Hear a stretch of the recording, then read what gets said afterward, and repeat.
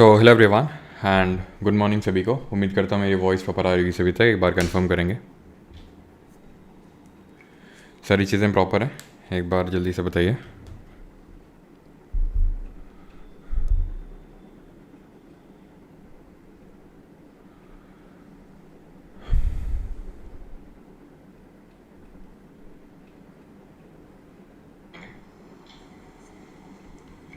सारी चीज़ें प्रॉपर हैं, एक बार जल्दी से बताइए। ओके, गुड मॉर्निंग सभी को।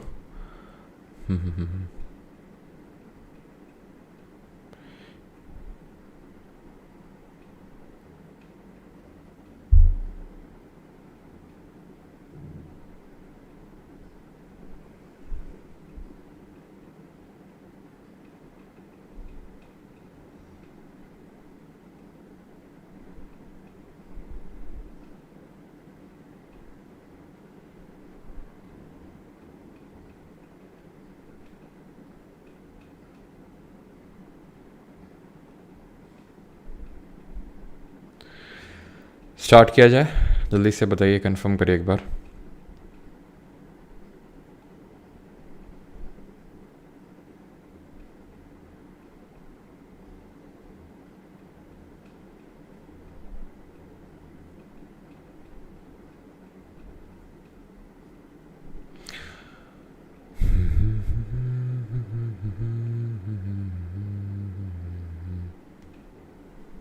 चलो तो स्टार्ट करते हैं। कल हम लोगों ने पूरे ज्योग्राफी क्वेश्चंस देखे थे जो हमारे एग्ज़ाम में आए थे, दैट इज़ स्टेनो एग्ज़ाम में। और आज हम लोग देखेंगे इकोनॉमिक्स के क्वेश्चंस, चाहे वो सिलेक्शन पोस्ट का एग्ज़ाम हो चाहे स्टेनो का एग्ज़ाम हो। दोनों एग्ज़ाम में इकोनॉमिक्स से सबसे ज़्यादा क्वेश्चन, अगर सबसे ज़्यादा क्वेश्चन किसी भी सब्जेक्ट से आए हैं जीके में तो वो इकोनॉमिक्स ही है। ठीक है, आप ज्योग्राफी ले लो, आप पॉलिटी ले लो, आप हिस्ट्री ले लो।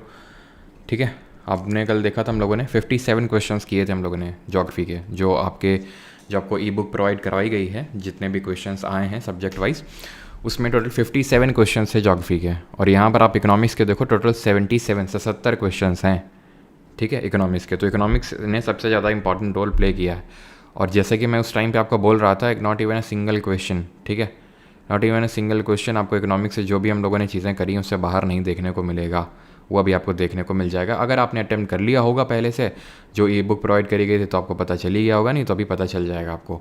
जिस तरह से टोटल आपने कल 57 क्वेश्चंस किए थे, ठीक है, तो 57 क्वेश्चंस आपने किए थे, आपने ट्रैक किया था आपके कितने क्या सही हुए। उसी तरह 77 जो क्वेश्चंस करेंगे उनको भी आप ट्रैक करना कि आप कितने सही कर पा रहे हो उनमें से क्वेश्चंस। ठीक, और यहाँ पे मैं आपको ये सिखाऊंगा कि कैसे, जो क्योंकि काफ़ी स्टूडेंट्स तो थे, कुछ तो थे कि सर ये नहीं बन रहा था, वो नहीं बन रहा था, इस तरह का क्वेश्चन था, उस तरह का क्वेश्चन था। अभी आपको समझ में आ जाएगा किस तरह का क्या क्वेश्चन था और कैसे अटैम्प्ट करना होता है। बहुत ही हलवा क्वेश्चन है, मैं सच बता रहा हूँ, बहुत ही हलवा क्वेश्चन है। पेपर पैटर्न कोई डिफिकल्ट नहीं, आसान ही हुआ है, जो स्टेनो के बेसिस पे मैं बोल रहा हूँ। बाकी तो जब सिलेक्शन पोस्ट ग्रेजुएशन लेवल की आंसर की आएगी तो उसका भी देख लेंगे कैसा क्या है।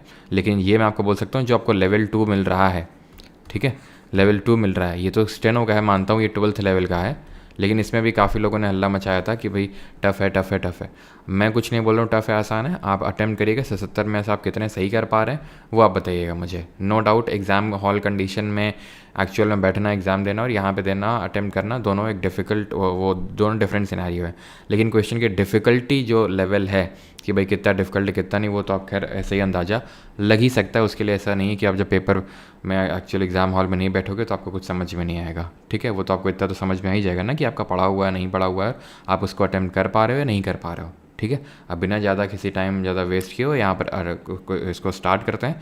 इसके लास्ट में, जिस तरह से कल मैंने ज्योग्राफी के लास्ट में मैंने आपको बताया था क्या चीज़ें नहीं हैं और वो आपको पढ़नी है, या फिर मैं वो, जैसे कि कल मैंने आपको ज्योग्राफी में बताया था कि ह्यूमन ज्योग्राफी जो है ये एक नया कंपोनेंट यहाँ पे देखने को मिला है, जिस पे मैं आपको वीडियो देने वाला हूँ जल्दी। ठीक है, कंप्लीट रिकॉर्डेड वीडियो मिल जाएगी, ह्यूमन ज्योग्राफी का पूरा कंपोनेंट, बीट पॉपुलेशन, माइग्रेशन, सब कुछ कवर हो जाएगा उस वीडियो से आपका।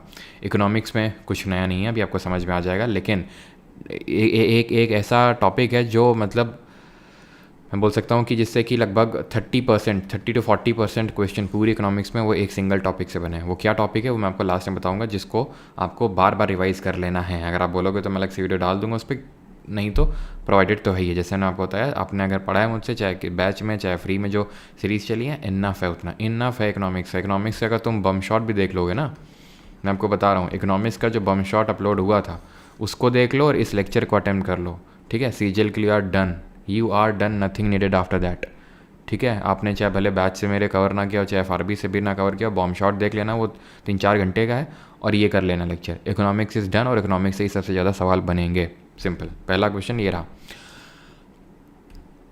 ठीक है। और ये इन क्वेश्चन को सॉल्व करने का पर्पस सिर्फ ये नहीं है कि भाई इस तरह के क्वेश्चन देखने को मिलेंगे आपको, ये तो पर्पस है ही कि भाई इस तरह के सवाल आपको देखने को मिलेंगे। साथ ही साथ ये पर्पस है कि सवाल जो नए तरीके के हैं, जैसे कि ये नेशनल डेयरी डेवलपमेंट बोर्ड है, उसका रोल क्या है, national technology mission on oil seed, क्या ये मैंने पढ़ाया है? आंसर है नहीं पढ़ाया। तो फिर अभी क्यों बोल रहे थे कि सर पढ़ाया हुआ है? देखो, क्वेश्चंस आपको कुछ ऐसे होंगे जो नए मिलेंगे ही मिलेंगे, ठीक है।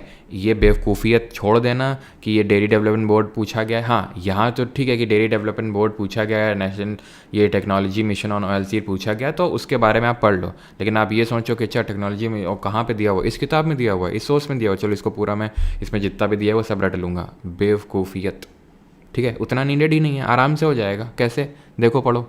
What was the role of, यहाँ पे डेयरी डेवलपमेंट बोर्ड का क्या रोल था ये जो टेक्नोलॉजी मिशन है ऑयल सीड में? दूध का उत्पादन बढ़ाना, ट्रेड पॉलिसी को रेगुलेट करना, जीएम क्रॉप्स को डेवलप करना, या oil seed procurement and processing को मैनेज करना। इतनी तो बुद्धि है कि ये 2 ऑप्शन तो एलिमिनेट कर ही सकते हो, क्योंकि यहाँ एक तो ये डेयरी डेवलपमेंट बोर्ड है और मिशन ऑयल सीड का है, ना तो यहाँ पे कुछ मिल्क की बात हो रही है और ना यहाँ पर ऑयल सीड की बात हो रही है, तो 2 को तो एलिमिनेट कर सकते हो। अब मैं मिल्क को चुनूँ कि भाई ऑयल सीड वाले को चुनूँ? मिशन किस चीज़ का है भाई? रोल उसका है, लेकिन मिशन किस चीज़ का है? तिलहन का, दैट इज़ ऑयल सीड का। ऑयल सीड का है ना मिशन, तो उसके प्रोक्योरमेंट और उसके प्रोसेसिंग से एसोसिएटेड होगा ना, ऑप्शन नंबर डी। मैं फिर से बता रहा हूँ, माइंडसेट क्या रहना चाहिए आपका? माइंडसेट ये रहना चाहिए कि भाई कैसे अटेम्प्ट करना है, मैं ये सीखूँ कि किस तरह से इसको बोलते हैं एटिमोलॉजी। एटिमोलॉजी से एटलीस्ट 70 में से 17 क्वेश्चन सॉल्व करके दिखाऊंगा तुम्हें। 70 में से एटलीस्ट 17 क्वेश्चन, जहाँ पर क्वेश्चन की सिर्फ वर्डिंग अगर ध्यान से तुम देख लोगे, पढ़ लोगे, समझ लोगे, तो क्वेश्चन सॉल्व हो जाएगा। उसके लिए कोई पढ़ने की कोई वो कुछ ज़रूरत नहीं है। In which year were the major economic reforms introduced in India? Major economic reforms, और खुद से अटेम्प्ट करना, और ये नहीं कि सर टाइम नहीं दे रहा हो, वीडियो पॉज कर सकते हो, जितना टाइम लेना उतना लेना, ठीक है।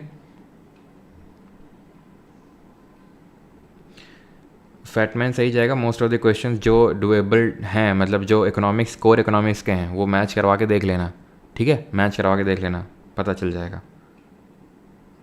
चलो, तो इन विच ईयर, तो भारत के में प्रमुख आर्थिक सुधार किस वर्ष शुरू किए गए थे? स्ट्रेट फॉरवर्ड क्वेश्चन है। अगर आपको ऐसा नहीं ये कैसे हो गया, तो भी छोड़ दो फिर, ठीक है। तो मैंने या तो सीजीएल के नहीं हो, या तो फिर तुमने बिल्कुल भी पढ़ा नहीं है, ठीक है। उसके लिए मैं आपको ये एडवाइस करूँगा, पहले इकोनॉमिक्स का बॉम्ब शॉट देख के आओ, क्योंकि मैं हर चीज़ यहाँ पे एक्सप्लेन नहीं करने वाला हूँ। जो एकदम बेसिक चीज़ है, जिसको मैं पिछले 6-7 महीनों से, पिछले 6-7 क्या उससे भी ज़्यादा, ठीक है, उससे दोहराता चला आ रहा हूँ। Which of the following is a key reason for the decline in the agriculture sector after 1991 के इकोनॉमिक रिफॉर्म्स?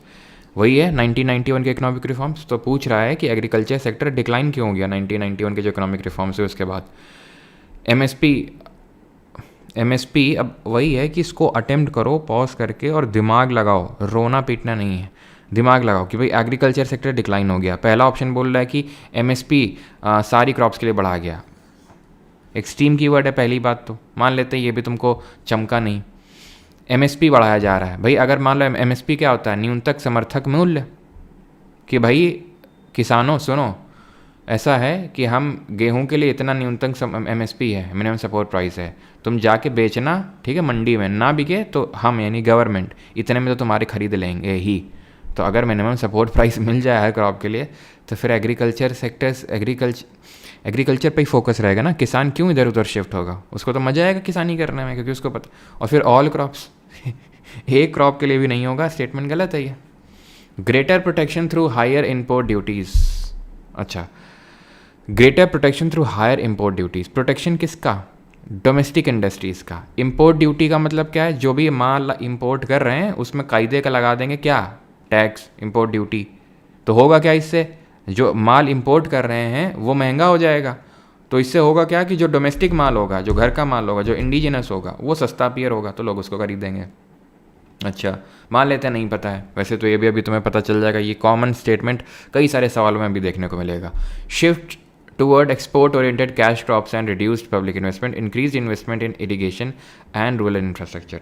तुम खुद सोचो, अगर इरीगेशन में इन्वेस्टमेंट बढ़ रहा है, रूरल इंफ्रास्ट्रक्चर में इन्वेस्टमेंट बढ़ रहा है, तो एग्रीकल्चर से शिफ्ट क्यों होगा? सिंपल सी लॉजिकल है ना, सिंपल लॉजिक है। एग्रीकल्चर से शिफ्ट क्यों होगा, आप खुद सोचो इस चीज़ को। अगर इरिगेशन बढ़ रहा है, सारी चीज़ें अगर हो रही हैं, तो क्यों शिफ्ट होगा? समझ में आ रही चीज़? तो ये भी नहीं होगा। Shift toward export oriented cash crops and reduced public investment, option number C. ये जो चीज़ है ना, हायर इम्पोर्ट ड्यूटी वाली जो चीज़ यहाँ पर आप देख रहे हो, ठीक है, हायर इम्पोर्ट ड्यूटी वाली चीज़, ये आपको देखने को मिलेगी कहाँ पे? ये आपको देखने को मिलेगी 1991 के इकोनॉमिक रिफॉर्म्स के बाद, ठीक है। 1991 के जो आर्थिक सुधार हुए थे, उसके बाद ये देखने को मिला था, और सॉरी उसके पहले देखने को मिला था क्या, कि इम्पोर्ट ड्यूटी खूब लगाते थे दबा के, सो दैट डोमेस्टिक इंडस्ट्री मतलब वो प्रोटेक्टेड रहें। फिर बाद में क्या हुआ, 1991 में, 1991 में LPG रिफॉर्म्स हो गए। ध्यान से समझना, सुनना इसको, क्योंकि आगे के बहुत सारे क्वेश्चन इस पर बेस्ड हैं। लिबरलाइजेशन हुआ, प्राइवेटाइजेशन हुआ, ग्लोबलाइजेशन हुआ, ठीक है। लिबरलाइजेशन का मतलब क्या होता है? इसका मतलब ये होता है कि आप अपनी इकोनॉमी को खोलो और उसमें प्राइवेट इन्वेस्टमेंट लो, बाहर का निवेश लो, FDI FPI लो, foreign direct investment, foreign portfolio investment लो। प्राइवेटाइजेशन का मतलब क्या है कि भैया ये लाइसेंस राज ख़त्म करो। ये जो लाइसेंस बना रखे हो कि कोई भी इंडस्ट्री सेटअप करना है किसी को, तो पहले गवर्नमेंट से लाइसेंस लेना पड़ेगा, उसको हटाओ। ग्लोबलाइजेशन का मतलब होता है अपनी डोमेस्टिक इकोनॉमी को पूरी बाकी कंट्री की इकोनॉमी के साथ इंटीग्रेट करो। तो ये काम हम अभी तक नहीं कर रहे थे, जो 1991 के बाद हमने किया। तो ये जो काम है, जो सेकंड ऑप्शन में लिखा हुआ है, 1991 के पहले कर रहे थे हम। समझ में आई चीज़ ये? What is a major difficulty in the data collection process for the happiness index across different countries? विभिन्न देशों में खुशी सूचकांक के लिए डेटा संग्रहण प्रक्रिया में प्रमुख कठिनाई क्या है? अब नॉर्मल स्टूडेंट क्या है, नहीं ये तो मास्टर साहब पढ़ाए नहीं थे, हैप्पी इंडेक्स कैसे, क्या डेटा कलेक्शन, नहीं ये तो नया क्वेश्चन हो गया। और लेकिन जो ढंग का स्टूडेंट है, जो डीप ब्रीथ लेगा, सेकेंड या थर्ड राउंड में आराम से इसको अटेम्प्ट करने की कोशिश करेगा कि डेटा कलेक्शन में क्या डिफ़िकल्टी आती है। ये कोई नहीं पढ़ाएगा, ना किसी किताब में देखने को मिलेगा। अगर तुम किताब में ढूंढने चले गए तो अच्छा हैप्पीनेस इंडेक्स है, चलो हैप्पीनेस इंडेक्स देखते हैं कौन सी किताब में, उसको पूरा छान मारेंगे। ये नहीं होना चाहिए। अब क्या डिफ़िकल्टी आ सकती है डेटा कलेक्शन प्रोसेस में? Recording trade statistics correct accurately, lack of financial resources for advertising, language barriers in economic treaties, insuring consistent and uniform survey methods globally. अब तुम मुझे बताओ क्या इसका उत्तर होगा? खुद से अटेम्प्ट करो। यहाँ पे कल भी बताया था, जितना यहाँ ग्राइंड करोगे उतना ही एग्जामिनेशन हॉल में आसानी में रहोगे, ठीक है, मौज में रहोगे। और जितना यहाँ मौज में रहोगे कि ठीक है अभी तो बता तो देंगे ही, अब कुछ बी ले लो, बी है हमारी तरफ से, ठीक है, तो फिर वहाँ पे रोना आएगा। तो major difficulty data collection process में क्या होती है, क्या होती है, क्या हो सकती है बताओ? ट्रेड स्टैटिस्टिक्स एक्यूरेटली मान लेते हैं। वैसे तो ये भी, इसको मैं एलिमिनेट इस बेसिस पे कर दूंगा कि भाई हैप्पीनेस इंडेक्स कोई हम मतलब कोई प्राइवेट एजेंसी या फिर मैं बोल सकता हूँ कोई टुटपुंजिया तो कर नहीं रहा है, एक बड़ी इंडस्ट्री, बड़ा ऑर्गेनाइजेशन कर रहा है। तो ये तो उसके लिए कोई वो नहीं होगा, ना ही उसके पास फाइनेंशियल रिसोर्सेज का लैक होगा। और एडवर्टाइजिंग किस बात ही करनी भाई, हमें डेटा कलेक्ट करना है हैप्पीनेस इंडेक्स के लिए, उसमें क्या दिक्कत आ सकती है? फाइनेंशियल रिसोर्सेज कमी एडवर्टाइजिंग के लिए, कोई लॉजिक है इस बात का? लैंग्वेज बैरियर्स इकोनॉमिक ट्रीटीज, ये ट्रीटीविटी कहाँ से आ गई भाई? Ensuring consistent and uniform survey methods globally, यानी कि ग्लोबली का मतलब है हर कंट्री में सेम तरीके से, सेम कंसिस्टेंट और यूनिफॉर्म सर्वे मेथड्स का यूज़ किया गया, सेम तरीके के मेथड्स का यूज़ किया जाए, ये एक चैलेंज है। What is the primary goal of BIMSTEC free trade agreement, free trade area, FTA? करो इसको, खुद से अटेम्प्ट करो, ठीक है, और आंसर बताओ। खुद से अटेम्प्ट नहीं करोगे तो फिर दिक्कत होगी। अब यहाँ पे किसकी बात हो रही है? प्राइमरी गोल किसका? बीमस्टेक के फ्री ट्रेड एरिया का। To reduce trade barrier and enhance economic cooperation, to establish a common currency among BIMSTEC nations, to regulate trade policies globally, to promote cultural exchange. Trade की बात हो रही, culture कहाँ से आ गया यहाँ पे? This is again an example of etymology, कि भाई जो क्वेश्चन में कीवर्ड हैं उनको पकड़ो, उससे ऑप्शन एलिमिनेट करो। कॉमन करेंसी की बात कहाँ गई बीमस्टेक नेशन के बीच में? ट्रेड की बात हो रही है। To establish a common currency among BIMSTEC nations. और फिर थोड़ा सोचो, ऐसा कि आपने कभी सुना है कि ऐसे कोई common currency type. To regulate trade policies globally. भाई बीमस्टेक एक ग्लोबल ऑर्गेनाइजेशन नहीं, ये कोई यूनाइटेड नेशन या G20 इस तरह का कोई ऑर्गेनाइजेशन नहीं है। ये छोटा सा है जिसमें कि मेनली तो आपको साउथ एशिया के नेशंस देखने को मिलेंगे, जिसमें कौन है? बांग्लादेश है, इंडिया है, म्यांमार है, श्रीलंका है, थाईलैंड है और नेपाल और भूटान है। ये इस ऑर्गेनाइजेशन किस साल बना था, जरा कमेंट में बताएंगे आप। फुल फॉर्म क्या होता है इसका? Bay of Bengal multi sectoral initiative, Bay of Bengal initiative for multi sectoral technical and economic cooperation, इसका फुल फॉर्म है। 1997 में बना था। बचा क्या? Option number A, trade barrier हटाना है और इकोनॉमिक कोऑपरेशन। इस तरह के सवालों में जो बहुत ही सोफिस्टिकेटेड कीवर्ड्स का जहाँ पे यूज़ किया जाता है, भारी भरकम कीवर्ड्स का यूज़ किया जाता है, बड़ा एफर्मेटिव टाइप का दिख रहा है, वो होगा। ठीक है, थोड़ा सा डिफाइंड है, लंबा चौड़ा, वो होगा। ठीक है, जो बहुत ही लिमिटेड है अपने डोमेन में, जैसे टू प्रमोट कल्चरल एक्सचेंज, बड़ा लिमिटेड है, ऐसे नहीं होते हैं generally answers. To reduce trade barrier reduce करना है और इकोनॉमिक कोऑपरेशन को एनहांस करना है, थोड़े से सोफिस्टिकेटेड जहाँ कीवर्ड देखने को मिले। ठीक है, सारी चीज़ों का यूज़ करना है। Which scheme has was launch to promote entrepreneurship among SC and ST communities. तो साथ ही साथ ये बता दो स्टार्टअप दिवस किस दिन मनाया जाता है। तो startup India, stand up India, आत्मनिर्भर भारत अभियान या फिर मेक इन इंडिया, बताइए। तो सही आंसर क्या है इसका? सही आंसर है स्टैंड अप इंडिया स्कीम। अब स्टैंड अप इंडिया स्कीम के तहत अगर बात करेंगे तो इसको लॉन्च कब किया गया था? इसको लॉन्च 2016 में किया गया था, April, if I am not wrong, 5 April को लॉन्च किया गया था। ठीक है, 5 अप्रैल को लॉन्च किया गया था। और ये किस मिनिस्ट्री के तहत आता है? Which is the nodal ministry. और इसमें लोन दिया जाता है। और इसको एक्चुअल में अभी न्यूज़ में क्यों था? क्योंकि इसको अभी 2025 तक के लिए 2023 में एक्सटेंड किया गया था। एलिजिबिलिटी होती है इसमें 18+ की। और इसमें मिनिस्ट्री कौन है? मिनिस्ट्री ध्यान रखना, इसमें फाइनेंस मिनिस्ट्री है। और इसमें सिर्फ ग्रीन फील्ड प्रोजेक्ट्स के लिए ही लोन दिया जाता है। अब ग्रीन फील्ड प्रोजेक्ट्स क्या होते हैं, देखते हैं कितने लोगों को पता है। What are green field projects? तो ग्रीन फील्ड प्रोजेक्ट्स वो होते हैं जो फर्स्ट टाइम वेंचर्स होते हैं अपने आप में, फर्स्ट टाइम वेंचर्स। जैसे ग्रीन फील्ड एयरपोर्ट तुम सुनते हो, ग्रीन फील्ड एयरपोर्ट का मतलब वहाँ पर कोई पहले एयरपोर्ट नहीं है, एकदम अपने आप में एक नया एयरपोर्ट बन रहा है। ठीक, green field projects. Clear? Match करिए। Law of demand, law of diminishing marginal product, law of variable proportions. Now this is a core economic question. आप फैटमैन अगर पढ़े हैं आराम से देखने को मिलेगा। ठीक है, या फिर आप कहीं अगर आप FRB से पढ़े हो अभी, क्योंकि फैटमैन किसी ने जिक्र किया था इसलिए मैं बोल रहा हूँ।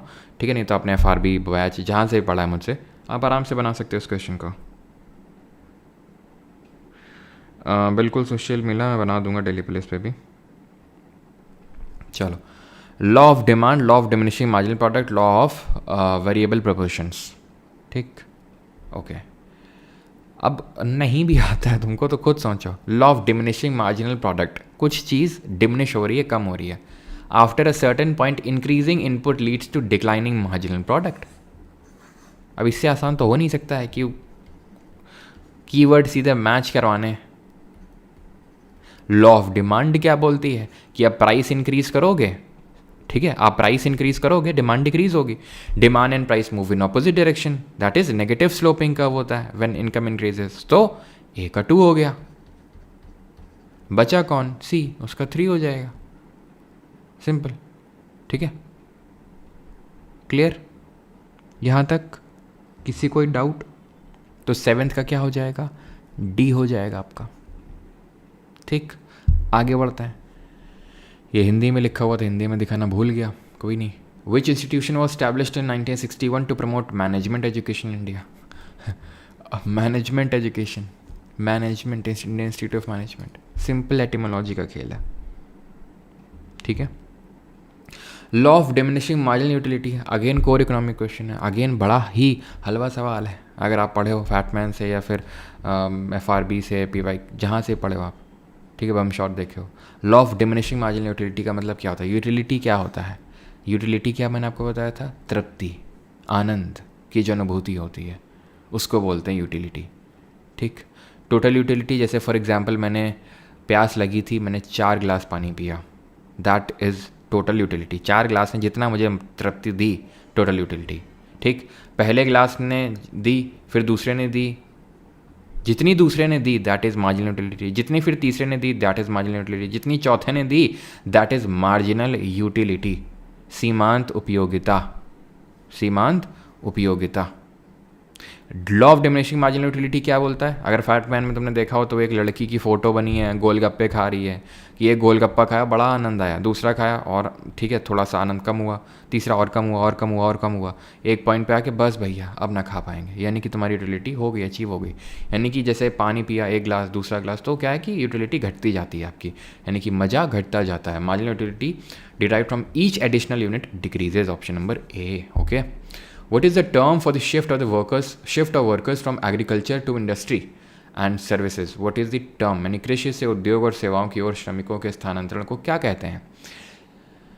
Industrialisation, urbanisation, occupational diversification, economic transition. Okay, अब मैं किस तरह से एलिमिनेट करूँगा, मेरा दिमाग किस तरह से काम करेगा वो देखो। अब यहाँ पर गांव से शहर जाने की तो बात हो नहीं रही है, इंडस्ट्रियलाइजेशन सिर्फ इंडस्ट्री की तो बात हो नहीं रही है, एग्रीकल्चर से सिर्फ इंडस्ट्री में तो जा नहीं रहे हैं, सर्विसेज में भी जा रहे हैं, और सर्विसेज को इंडस्ट्रियलाइजेशन तो बोलते नहीं हैं, तो ये भी गया। इकोनॉमिक ट्रांजिशन और ऑक्यूपेशनल डाइवर्सिफिकेशन आपके हो सकते हैं। ठीक है, अब मैं क्योंकि अब एग्रीकल्चर से इंडस्ट्री और सर्विसेज पे जा रहे हैं, नहीं अपना ऑक्यूपेशन अपना व्यवसाय बदल रहे हैं, तो ऑक्यूपेशनल डाइवर्सिफिकेशन 10th का C. 11th, which of the following is not a Maharatna company as of 2024? 2024 तक महारत्न कंपनी कौन नहीं है?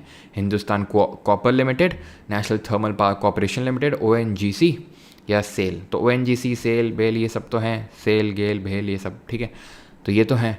आपकी NTPC भी है, हिंदुस्तान कॉपर लिमिटेड लेकिन नहीं है, ऑप्शन नंबर ए आंसर हो जाएगा। ठीक है, तो ये this can be a new topic जो आपका मिनी रत्न और महारत्न वाला है। ठीक है, तो इस पे नहीं होगा तो मैं अलग से एक शॉर्ट वीडियो डाल दूंगा, तो वहाँ से आपको पता चल जाएगा क्या होती हैं और कैसे किसी को स्टेटस मिलता है, क्या एलिजिबिलिटी क्राइटेरिया होते हैं किसी को मिनी रत्न और महारत्न बनने के लिए। What was the recommendation regarding the entry of foreign banks in India?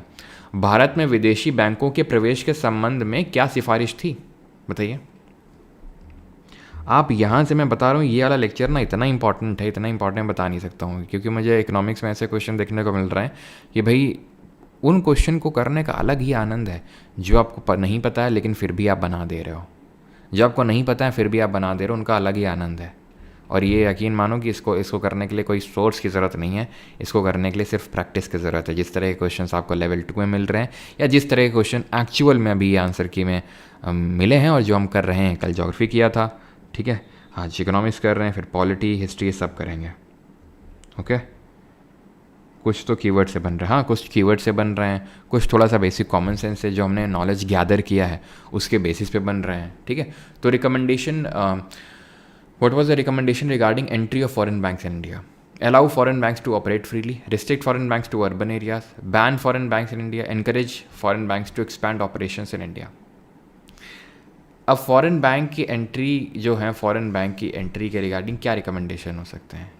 कि उनको रिस्ट्रिक्ट कर दो अर्बन एरियाज तक, या सिर्फ उनको बैन कर दो। इस तरह के एक्सट्रीम रिकमेंडेशन कोई भी कमेटी या कोई भी कमीशन कभी नहीं देता है, ये ध्यान रखना कि पूरी तरह से बैन कर दो। अब ये एक्सट्रीम है कि नहीं है मुझे बताओ।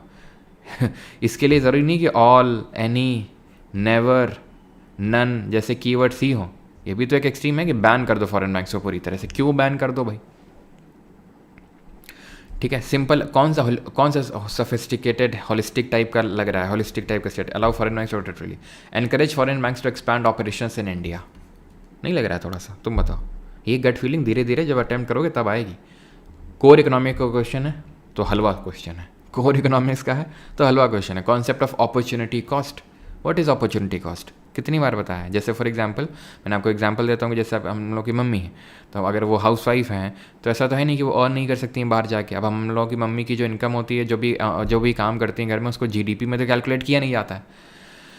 ठीक है, तो खैर वो एक अपने आप में अलग चीज़ है। लेकिन क्या हमारी मम्मी लोग कैसे क्या अर्न नहीं कर सकती हैं बाहर जाके? बिल्कुल कर सकती हैं। जैसे फॉर एग्जाम्पल कि हो सकता है उनके पास अपॉर्चुनिटी थी, जैसे कि मेरे मम्मी के पास अपॉर्चुनिटी थी कि उन्होंने B.Ed कर रखा था और वो टीचिंग का जॉब कर सकती थी, बट शी फॉरगॉट दैट, मतलब उन्होंने उसको छोड़ दिया।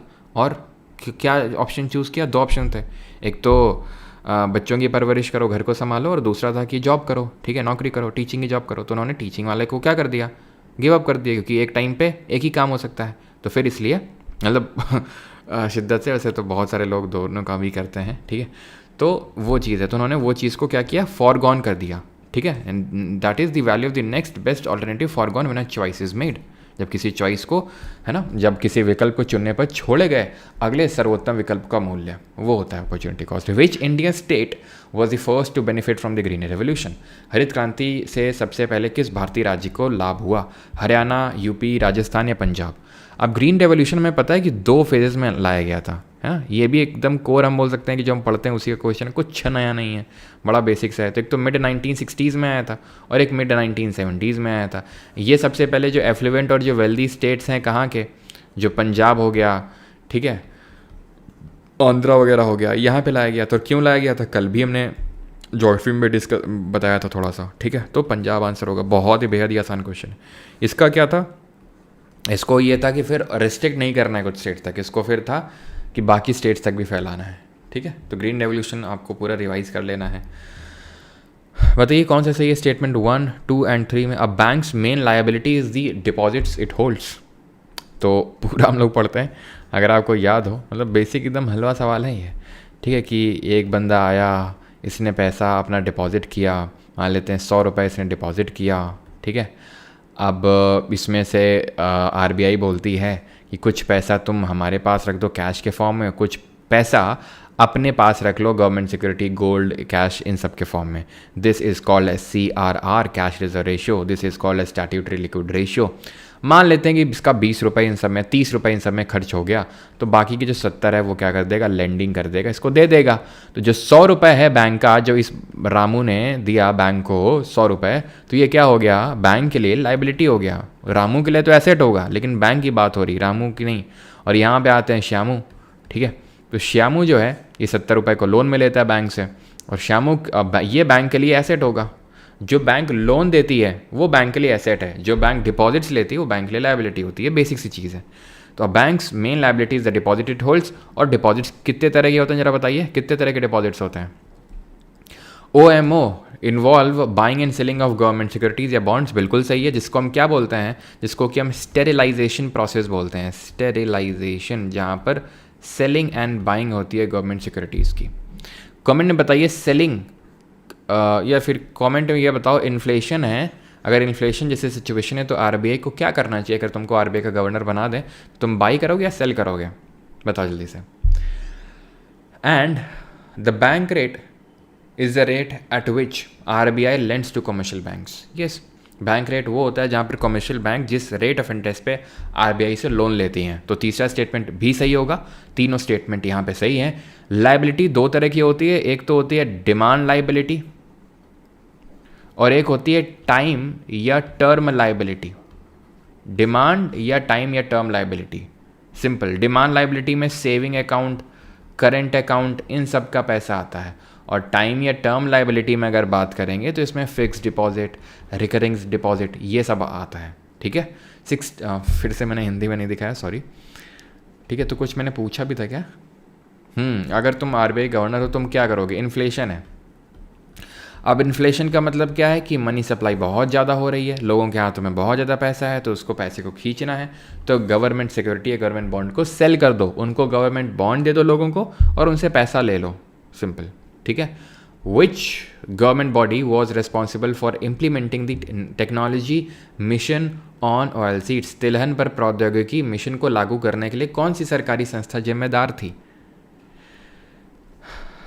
अब ऑयल सीड है, तिलहन है, डिफेंस मिनिस्ट्री क्या करेगी इसमें है? एजुकेशन मिनिस्ट्री क्या करेगी इसमें?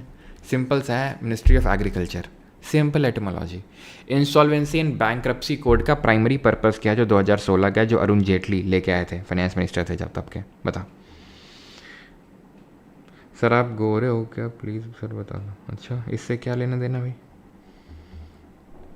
अपन तो मिट्टी के नीचे गाड़ के रखते हैं पैसा। अच्छा चलो।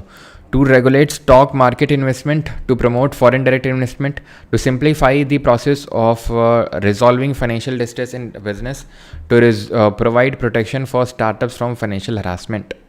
लाइट आ गई, पहले चली भी गई लो, लाइट ने भाई बड़ा तंग कर रखा। तो आईबीसी की अगर बात करें तो है क्या, कंपनीज लोन लेती हैं बैंक से, फिर बोलती हैं अक्षय कुमार की तरह कि मैं तो लुट गया नहीं, वो देखी फिर हेरा फेरी मूवी टाइप, है ना। तो वैसा टाइप होता है कि जब जैसे वो राजपाल उसके पास लेने जाता है पैसे, तो कैसे रोता है अक्षय कुमार, तो वही ऐसा बैंक कंपनीज करती हैं, ठीक है, कि भाई हम तो दिवालिया हो गए, हमारे पास कुछ नहीं है, हम तो लुट गए, हम तो बर्बाद हो गए। तो ऐसे केस में क्या है कि एक ये आईबीसी लाया गया था 2016 में, ठीक है, that is insolvency in bankruptcy code. तो इसके तहत ये किया गया था, ये जो कंपनीज़ हैं इनके एसेट को क्या किया जाएगा, थोड़ा बहुत रिकन्स्ट्रक्ट किया जाएगा और इनको सेल कर दिया जाएगा कंपनीज़ को।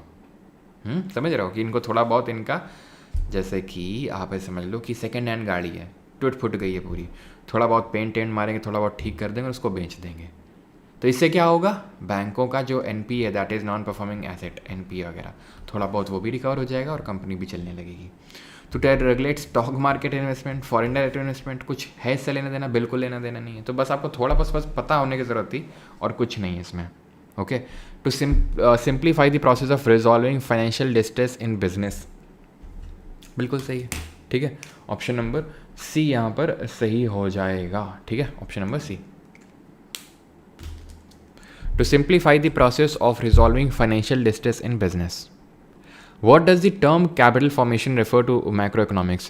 समष्टि अर्थशास्त्र में पूंजी निर्माण शब्द का क्या अर्थ है? कैपिटल फॉर्मेशन, कैपिटल फॉर्मेशन मतलब क्या, मतलब पैसा पूंजी निर्माण, growth in production capacity through investment, decrease in FDI, no expansion of consumer credit, expansion of consumer credit, increase in financial saving, no, ठीक है। तो सही आंसर क्या होगा, सही आंसर होगा यहाँ पे 18th का option number A, growth in production capacity through investment.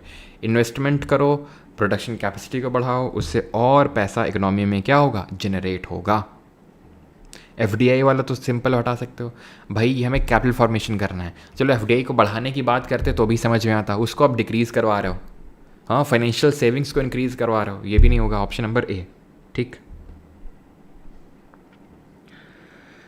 Sir highly, अगला क्वेश्चन करो 19th। Sir highly requested to you please make a session for UPSI because I always, देखो यूपीएसआई के लिए ये है कि पॉलिटी के लिए जितना करवाया उतना इनफ है, ठीक है। पॉलिटी आपका जीके में ज़्यादा पूछा था, और बाकी भी जो सब्जेक्ट हैं जीके के जो कि पॉलिटी से तो कम ही आते हैं, पॉलिटी सबसे इंपॉर्टेंट पार्ट होता है। तो पॉलिटी हो चाहे कोई भी सब्जेक्ट है, सब आराम से हो जाएगा। उसके लिए मैं क्या अलग से बैच बनाऊँ और तुमको फिर बैच चपकाऊँ 99 रुपये में, क्यों और फिर बोलूँ कोई भी पूछे ना कि हम क्या हैं, हम बिजनेसमैन है, बोल देना 99 रुपये का बैच है, 2.5 किलो का आता है, ठीक है। तो क्या मतलब उसका, चीज़ें वही हैं, अब मैं तुमको बैच बना के वही रिकॉर्डेड डाल दूँ।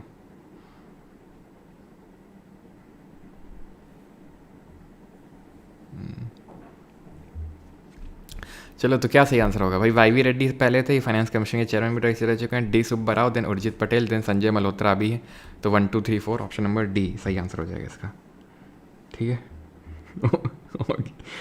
ओके क्या भैया, सर ऐसी क्वेश्चन निकालो, क्या हो गया भाई 20th वाला करो, how did second generation reforms impact foreign investment in India. अच्छा 69 रखना है, ओके, हाँ 69 रखेंगे अपन, ठीक है। दिस इज बिजनेस, ये और जैसा कैसा second generation reforms impact foreign investment in India, किस तरह से जो द्वितीय पीढ़ी के सुधार हैं ने भारत में विदेशी निवेश को किस प्रकार प्रभावित किया।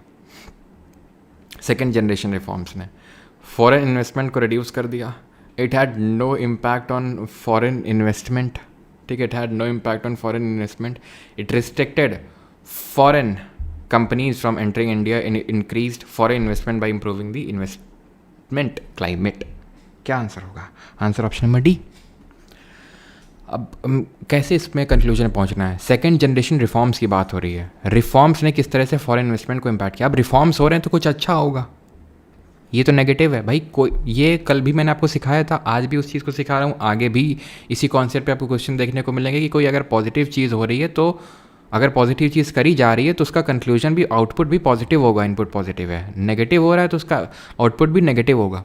पॉजिटिव चीज़, रिफॉर्म्स पॉजिटिव है ना, तो वो नेगेटिव कैसे हो सकता है कि फॉरेन इन्वेस्टमेंट और घट गया? इट हैड नो इम्पैक्ट, कौनो इम्पैक्ट नहीं हो रहा है। लो, इट इंक्रीज्ड फॉरेन इन्वेस्टमेंट। ठीक है, अगेन ये नेगेटिव चीज़ है। The regulatory framework adopted in India between 1947 and 1990, often referred to as the License Raj, aimed to direct the economic activity. While it had certain intended benefits, what was a significant unintended negative consequence often associated with the system? 1947 से 1990 ये एक phase है और एक 1991 में जो economic reforms है उसके बाद वाला फेज़ है। 47 से 90 के बीच में लाइसेंस राज रहा। Licence Raj an number of time explain कर चुका हूँ, फिर से बता देता हूँ कि भाई आपको इंडस्ट्री इस्टेब्लिश करनी है, लाइसेंस लेना पड़ेगा गवर्नमेंट से इंडस्ट्री इस्टेब्लिश करने के लिए। और इसमें होता क्या है? करप्शन होता है। गवर्नमेंट के एम्प्लॉयज़ घूस खाते हैं, घूस खाते थे। ठीक है, कि हमें पैसा इतना दो तो लाइसेंस ग्रांट कर दिया जाएगा। तो यहीं से तो गवर्नमेंट जॉब का क्रेज़ शुरू हुआ है कि नहीं? तो लाइसेंस राज ये फाइनली ख़त्म हो जाता है 1991 के इकोनॉमिक रिफॉर्म्स के साथ। तो ऐसा नहीं है कि अभी स्कोप नहीं है गवर्नमेंट एग्जाम्स में, गवर्नमेंट जॉब्स में स्कोप है। हाँ तो while it had certain intended benefits, उसके बेनिफिट्स थे। अब क्या बेनिफिट्स थे वो भी अभी आगे देखेंगे। बेनिफिट्स ये थे कि गवर्नमेंट अपने हिसाब से जो सोशलिज्म की पॉलिसी है, सोशलिज्म की पॉलिसीज़ उनको इम्प्लीमेंट कर पा रही थी, अभी आगे देखेंगे। लेकिन अनइंटेंडेड नेगेटिव कॉन्सिक्वेंस क्या था? Creation of barriers to entry for new business, potentially stifling innovation and leading to inefficiencies, a significant reduction in corruption, corruption कम हो गया। भाई नेगेटिव कॉन्सिक्वेंस पूछा है, ये तो पॉजिटिव चीज़ है कि करप्शन कम हो गया। करप्शन कम हो गया तो नेगेटिव कॉन्सिक्वेंस कैसे हो सकता है? वही चीज़ है, positive positive negative negative. A rapid increase in the quality and global competitiveness of Indian made goods, यानी इंडियन मेड गुड्स की क्वालिटी और ग्लोबल कॉम्पिटिटिव इंक्रीज हो गई। अगेन ये तो पॉजिटिव चीज़ है, हमसे तो नेगेटिव कॉन्सिक्वेंस पूछा गया। Fostering of a highly competitive market, again positive चीज़ है। बैरियर क्रिएट हो गया है, कोई आ नहीं सकता है जल्दी से, बिजनेस डाल नहीं सकता है, जिसकी वजह से इनोवेशन हो ही नहीं सकता है, क्योंकि गवर्नमेंट तो इनोवेशन करती नहीं है। कौन करता है? ये हिंदी में क्वेश्चन है, कौन करता है? प्राइवेट वाला करता है हमेशा। ठीक है, जनरली ज़्यादातर वही। अब इस क्वेश्चन करो, पीएम मित्र स्कीम। ठीक है, पीएम मित्र स्कीम किससे समझ, इसका ऑब्जेक्टिव क्या है? अब ये मान लेते हैं मित्र के बारे में आपको नहीं पता है। ठीक है, कमेंट मत देखना, अपने हिसाब से बस लॉजिक लगाओ कि तुम यहाँ बम तो फट नहीं जाएगा कि तुम अगर लॉजिक लगा दोगे कि यार हमारे हिसाब से सी होना चाहिए थोड़ा दिन, तो बम फट जाएगा अगर गलत हो जाएगा, या फिर नेगेटिव में मार्क्स हो जाएगा। वो तो कुछ है नहीं ना, कुछ नहीं होगा तो कर लो, तो दिमाग लगा लो इसमें कैसे कर सकते हो तुम, सोचो। और इसके बारे में थोड़ा बहुत, तुम्हें पहले थोड़ा बहुत अगर पढ़े हो, लंबे समय से जुड़े हो, तो पता होगा मेरे हिसाब से थोड़ा सा। ठीक है, करो। अब मान लो कि मुझे नहीं पता है तो मैं कैसे करूँगा? और ये नहीं कि ये मैंने कुछ नया चीज़ इन्वेंट कर दिया है, पहले भी जब मैं निट्टो करवाता था मेंस के लिए तो उसमें भी ये चीज़ कई बार बता चुका हूँ। जिन लोगों ने देखा उन्हें पता है कैसे किया। तुम लोगों ने ज़रा बताओ कैसे किया, तुम लोगों ने किया कैसे?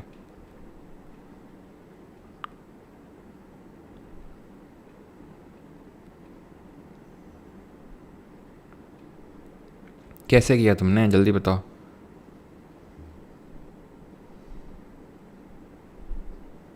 जल्दी बताओ किया कैसे?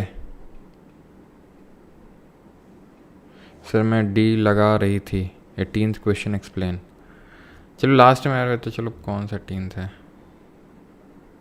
कैपिटल फॉर्मेशन का मतलब होता है जैसे फॉर एग्जांपल मैंने कोई इंडस्ट्री उद्योग डाला मैंने, तो उससे क्या हुआ? मैंने एसेट बिल्ड किया, उससे मुझे पैसा आएगा। या फिर मैंने कहीं मान लो कि बैंक में पैसा डिपॉजिट कर दिया, स्टॉक म्यूचुअल फंड में लगा दिया, तो उससे क्या है? पैसा जनरेट हो रहा है भाई। तो पैसे जनरेट होने को कैपिटल फॉर्मेशन बोलते हैं, जो पहले ऑप्शन से हो रहा है। कैसे किया तुमने? T textile, T for textile, yes यही है, यही मैं सिखाना चाह रहा था। क्योंकि जितनी भी आप गवर्नमेंट स्कीम देखो, वो जो भी पीएम मित्रा, कुसुम, किसान, सब कुछ ना कुछ फुल फॉर्म, वो शॉर्ट फॉर्म होते हैं वो, और उनसे कुछ ना कुछ फुल फॉर्म डिराइव हो रहा होता है।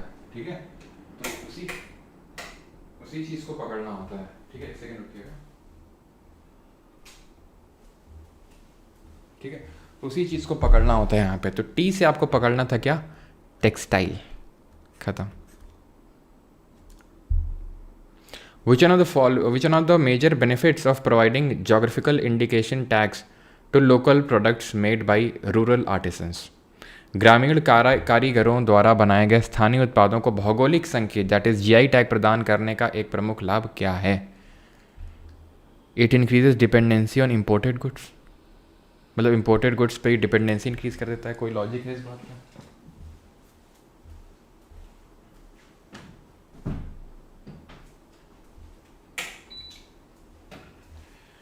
कोई लॉजिक है इस बात का कि डिपेंडेंसी इंपोर्टेड गुड्स में इंक्रीज हो रही है? बिल्कुल नहीं।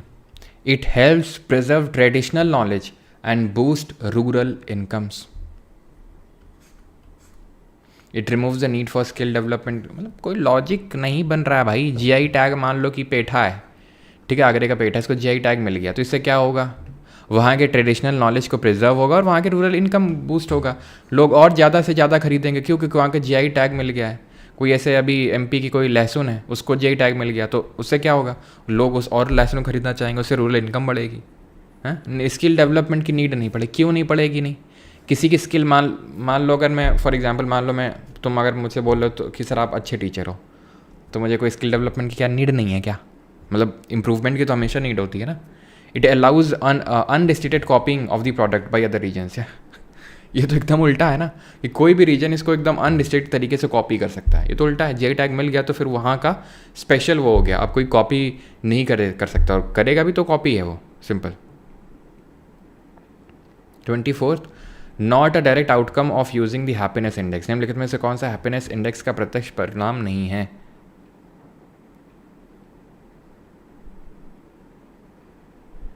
डी क्यों नहीं होगा? Unrestricted copy. जीआई टैग मान लो आगरे के पेठों को मिल गया तो अब मैं कॉपी कर सकता हूँ दबा के।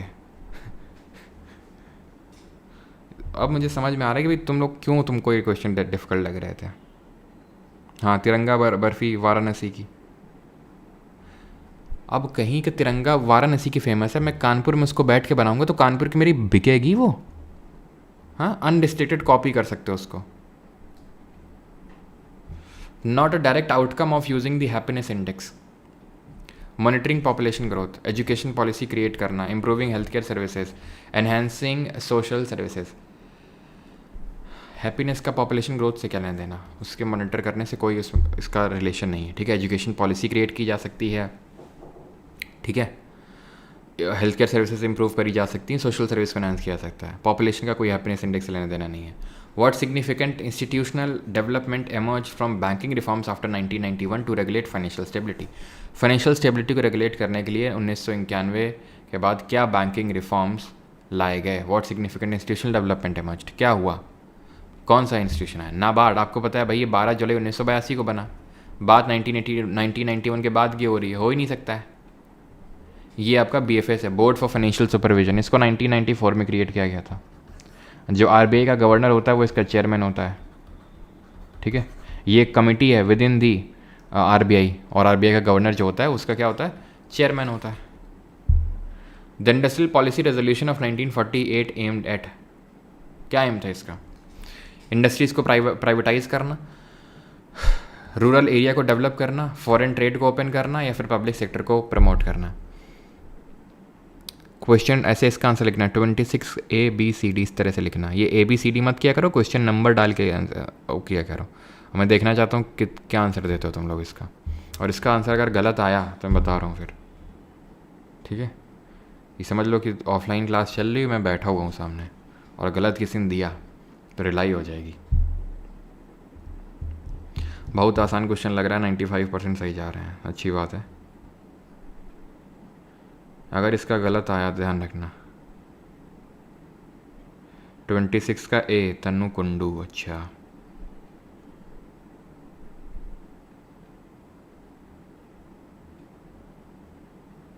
रमनदीप A, बेटा बहुत सही। 99% लोगों ने तो D दिया है, अच्छी बात है। जो A क्यों दे रहा हो भाई? 1900 तुमसे बोला है कि 1947 आज़ादी मिली, 1948 में पहली इंडस्ट्रियल पॉलिसी आई, यही वाली थी 1948 की, हैं। बता भी चुके हैं कि लाइसेंस राज यहाँ से शुरू हुआ था, 1990 तक लाइसेंस राज रहा, जो 1991 की इकोनॉमिक पॉलिसी से ख़त्म हो गया। तो यहाँ पे लाइसेंस राज का मतलब कि भैया हम ही हम हैं, बाकी पानी कम है, यानी पब्लिक सेक्टर ही, गवर्नमेंट ही है प्राइवेट नहीं एंटर कर सकता है, और करना है तो लाइसेंस लेना पड़ेगा हमसे। देन यहाँ से प्राइवेट का थोड़ा सा क्या हुआ, प्राइवेट लिबरलाइजेशन, प्राइवेटाइजेशन, ग्लोबलाइजेशन। तो 1948 की प्राइवेट इंडस्ट्री पे कैसे एम कर सकती है भाई, खुद सोचो। अकॉर्डिंग टू केनेशियन थ्योरी, आपको पता है ब्रिटिश इकोनॉमिस्ट थे, इन्होंने ही क्या दिया था, बताओ जल्दी से, इनको क्या बोलते हैं, फादर ऑफ मैक्रो इकोनॉमिक्स बोलते हैं। तो रिसेशन के दौरान, रिसेशन का मतलब होता है इकोनॉमिक डाउनटर्न, ठीक है, इकोनॉमी एकदम सुस्त पड़ी हुई है, कोई डिमांड वगैरह जनरेट नहीं हो रही है, एकदम लाचार पड़ी हुई है, डिमांड जनरेट नहीं हो रही है, खरीदारी नहीं हो रही, प्रोडक्शन नहीं हो रहा है। तो ऐसे में गवर्नमेंट को क्या करना चाहिए, रेट बढ़ा देनी चाहिए। अच्छा, इंटरेस्ट रेट पहली बात तो गवर्नमेंट नहीं बढ़ाती है, आरबीआई करती है, ठीक। और अगर बढ़ा दोगे रेट तो वैसे भी लोगों के हाथों में पैसा नहीं है, जिसकी वजह से डिमांड जनरेट नहीं हो पा रही है, और तुम पैसा काट रहे हो, और तुम लोगों के हाथों से पैसा छीन रहे हो। बेचारे अगर लोन लेना भी चाहें तो आप इंटरेस्ट रेट बढ़ा रहे हो, और वो क्या कर रहे हो, आप डिसफेवर कर रहे हो, आप क्या कर रहे हो, डिसइंसेंटिवाइज कर रहे हो क्रेडिट लेने को। तो that can not be the correct answer. Spending increase करो, गवर्नमेंट क्या कर सकती है, गवर्नमेंट स्पेंडिंग कर सकती है, सब्सिडी दे सकती है, ठीक है, और ट्रांसफ़र पेमेंट्स और अलग अलग तरह की कर सकती है, लाडली बहना योजना कर सकती है, और टैक्सेस कम कर सकती है। टैक्स कम करोगे, लोगों के हाथों में जो डिस्पोजेबल इनकम है, what is disposable income, you know, कि जो इनकम आती है उसमें से जो टैक्स कट कर दिया जाता है, उसके बाद जो पैसा बचता है, दैट इज़ डिस्पोजेबल इनकम। तो डिस्पोजेबल इनकम लोगों के हाथों में बढ़ेगी। टैक्स अगर आप कट कर दोगे, तो टैक्स बढ़ाओगे तो डिस्पोजेबल इनकम कम हो जाएगी। इम्पोर्ट प्रमोट करो, रिड्यूस कर दो स्पेंडिंग, रिड्यूस नहीं करनी भाई, बढ़ानी स्पेंडिंग को, ठीक है। और इनकी किताब का नाम तो बताना ज़रा, जॉन मेनार्ड किनीस, जो जेएम किनीस हैं, इनके बुक का नाम बताओ क्या है, क्या है? जनरल थ्योरी ऑफ, पूरा करो इसको, जनरल थ्योरी ऑफ एम्प्लॉयमेंट पूरा करो। What was the primary impact of the license Raj system on industrial growth in India before 1991? Licence राज का क्या इम्पैक्ट हुआ 1991 के पहले? एंट्री बैरियर क्रिएट कर दिया, एक्सपेंशन हिंडर कर दिया, इनएफिशिएंसी फॉस्टर। तुमसे मुझे करवाना था, ये गलती हो गई मुझे, कोई नहीं, ठीक है, कोई नहीं, अब आगे ध्यान रखना, तुम ही करोगे ये। Which of the following best describes the primary objective of a government की फिजिकल पॉलिसी? कौन सा कथन सरकार की राजकोषीय नीति के प्राथमिक उद्देश्य का सर्वोत्तम वर्णन करती है? बता, फिस्कल पॉलिसी की बात हो रही है यहाँ पे।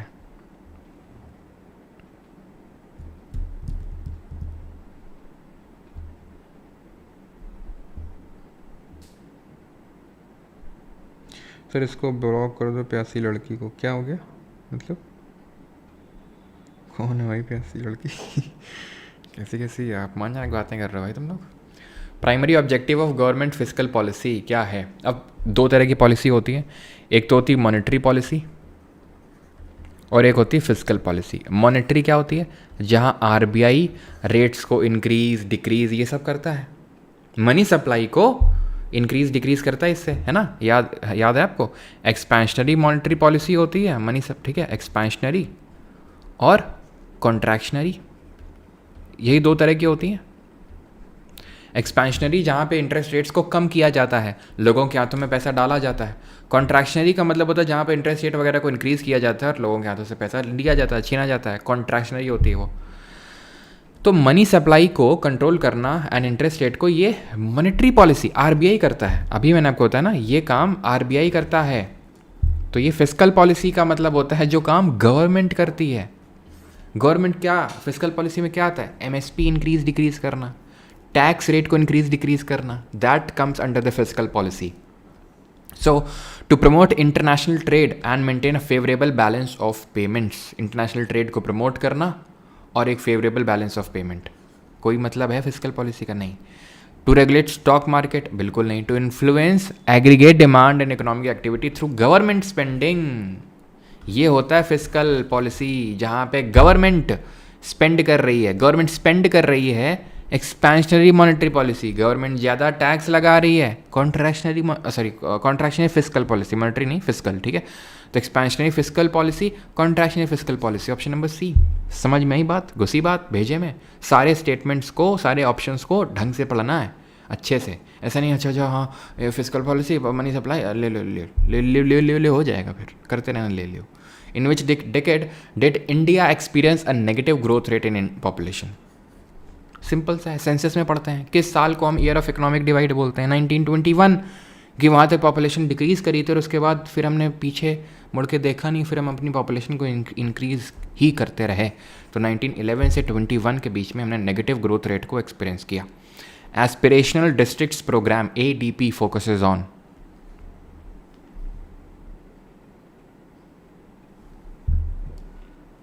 छट्टी का डी, सही जल्दी बताओ। तो श्रेया को बैन करो प्लीज़। कौन है भाई श्रेया प्यासी, कौन है ये भाई? जो भी हो, मुझे कमेंट दिख तो नहीं रहा, लेकिन ठीक है, अपनी प्यास को शांत कर लो, नहीं तो फिर ब्लॉक लॉक करना पड़ेगा, ठीक है? हाँ, ध्यान रखना, अगर प्यास शांत ना, जो भी है, दिख तो नहीं रहा मुझे। ADP, ठीक है, एस्पिरेशनल डिस्ट्रिक्ट प्रोग्राम। तो क्या है स्पेशल डिस्ट्रिक्ट प्रोग्राम? कब लॉन्च हुआ था ये लॉन्च हुआ था 2018 में। अब मान लो तो हमें नहीं पता है, क्या अब कैसे करेंगे भाई? एस्पिरेशनल डिस्ट्रिक्ट की बात हो रही है, इंडस्ट्री की बात तो हो ही नहीं रही कहीं पे। सिंपल हटा दिया मैंने, इंडस्ट्रियल क्लस्टर्स, सिंपल एटिमोलॉजी यार, सिंपल। अंडर डेवलप्ड जो डिस्ट्रिक्ट हैं उनके डेवलपमेंट को एनहांस करना है, सिंपल। उसके डेवलपमेंट को एनहांस करना है। कब लॉन्च हुआ? 2018 में, ठीक है, 2018 में। और इसके तहत टारगेट रखा गया कि 112 डिस्ट्रिक्ट्स को ट्रांसफॉर्म किया जाएगा, ठीक है, ट्रांसफॉर्म किया जाएगा 112 डिस्ट्रिक्ट्स को। Read the below statements, statement को पढ़िए और आंसर करिए।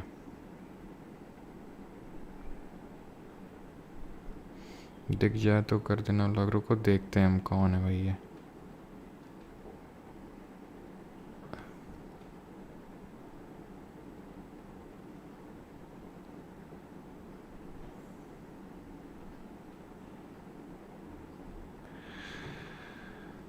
अब आए तो बताना।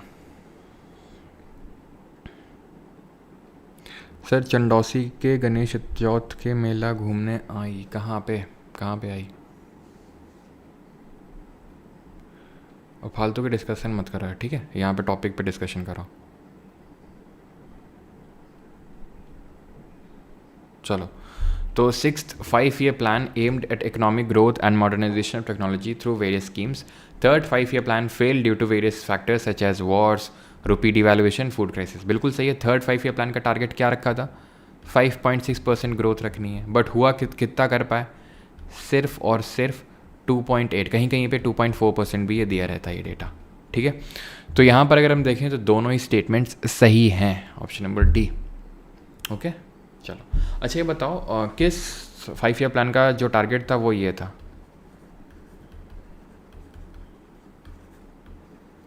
Social justice and economic growth, किसका टारगेट था ये? What was the recommendation of the Narasimham committee to regarding public sector bank? सार्वजनिक क्षेत्र के बैंकों के संबंध में नरसिम्हम समिति 2 की सिफारिश क्या थी? चलो, तो ये किसका था? 7th 5-year plan, sorry, social justice and economic growth, ये आपका 9th का था, ठीक है? 7th का तो था ये FWP, food work and worker की प्रोडक्टिविटी, ये 9th का था। व्हाट वाज द रिकमेंडेशन, क्या थी नरसिम्हम कमेटी की recommendation? Reduce lending by public sector bank, increase government ownership in public sector bank, merge and consolidate public sector bank, privatise all public sector bank. अब मैं कैसे करूँगा इसको? करो इसको ज़रा जल्दी से, और क्वेश्चन नंबर लिख के आंसर किया करो, क्वेश्चन नंबर लिख के कि भाई तुम किसका आंसर कर रहे हो। 33 का C, ओके। और जिसको पहले से आंसर पता है ना वो मत आंसर किया करो, जिसको अगर पहले से पता है तो।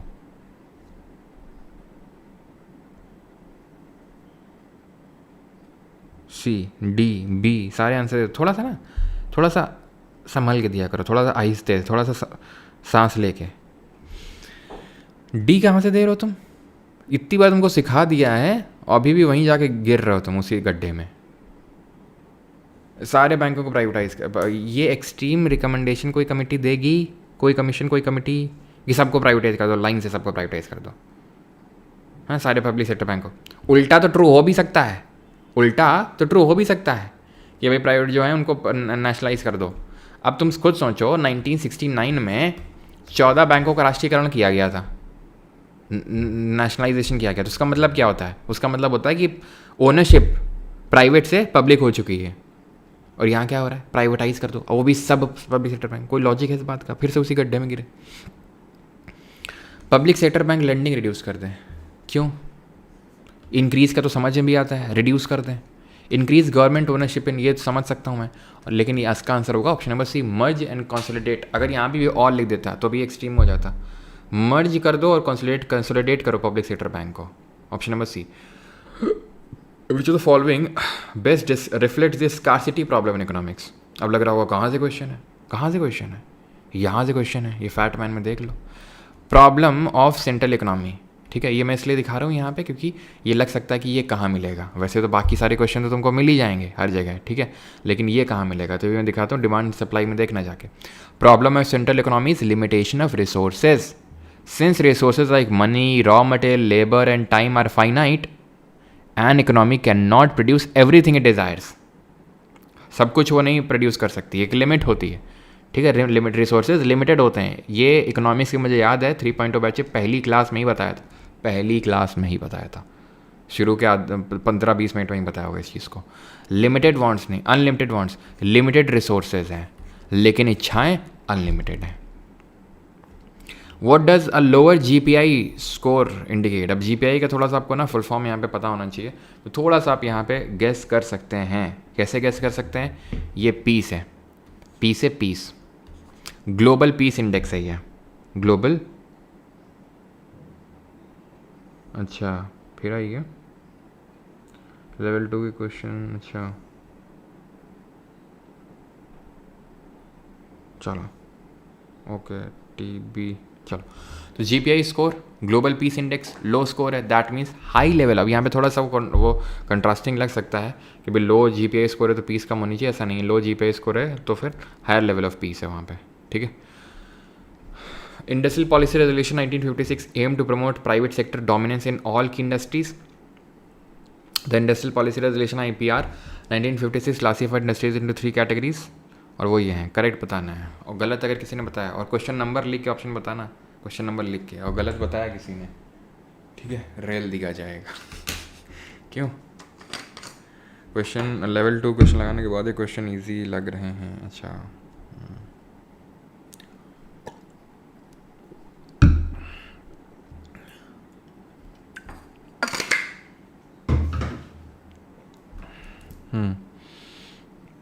बहुत है SK ठाकुर, बहुत सही बेटा, फ़क्र है मैं तुम पे।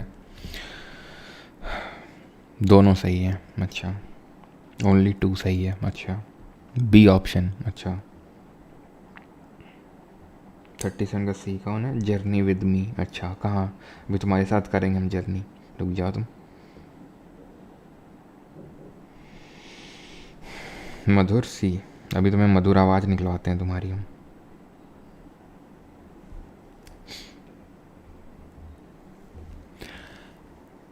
अभी भी अगर मुझे एक्सप्लेन करना पड़ रहा है 35 सवाल करवाने के बाद भी, इतनी बार बताने के बाद भी, तो फिर दिक्कत है यार, ठीक है। 1956 की क्या किया था? लाइसेंस राज को और स्ट्रॉन्ग कर दिया था, स्ट्रेंथन कर दिया था।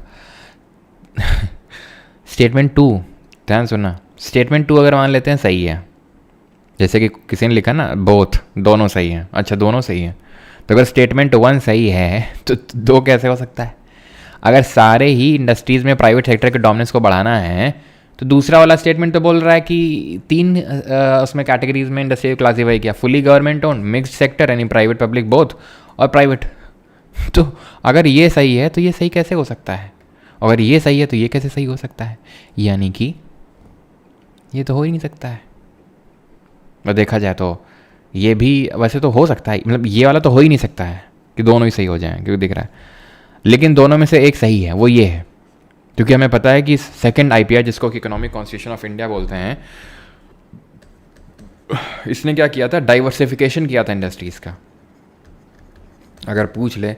और ये जो IPR है सेकंड नंबर की थी, ये it coincided with which 5 year plan, ये किस 5 ईयर प्लान से कोइंसाइड करी थी? इसने डाइवर्सिफिकेशन किया था जहाँ पे 3 शेड्यूल्स में इंडस्ट्रीज़ को बांटा था, A, B एंड C। तो आंसर क्या होगा? Statement 1 is incorrect and 2 is correct. Hindi में था ये। What is the role of finance minister under, और ये पूरी PDF आपको परमा SSC टेलीग्राम में मिल जाएगी और ये बुक भी अलग से प्रोवाइडेड है वहीं पे, ठीक है। FRBM एक्ट के तहत रोल क्या था फाइनेंस मिनिस्टर का? Role of finance minister under the FRBM act. अब ये भी बहुत आसान क्वेश्चन है, क्यों? क्योंकि पढ़ा हुआ है। FRBM क्या है? 2013 का ये एक्ट है, 2003 का, कि भाई 13 का fiscal responsibility and budget management act. Stock market का कोई लेना देना है? डिसइन्वेस्टमेंट का मतलब समझते हो? डिसइन्वेस्टमेंट का पैसा कहाँ जाता है जरा बताओ। जो विनिवेश का पैसा है गवर्नमेंट की किस हेड में जाता है? विनिवेश डिसइन्वेस्टमेंट का मतलब है कि जो गवर्नमेंट की ओनरशिप है उसको बेच रही है, अपने एसेट को सेल कर रही है, इसका पैसा कहाँ जाएगा? To manage foreign trade policies, गलत है। Fiscal policy, simple, option number D. इसका पैसा जाता है कैपिटल अकाउंट में। 38, which is the following statements best captures the essence of Malthus theory as outline in the passage. Malthus theory क्या है? Malthus theory बता जल्दी से। माल्थस संचित निधि में जाता है। अच्छा,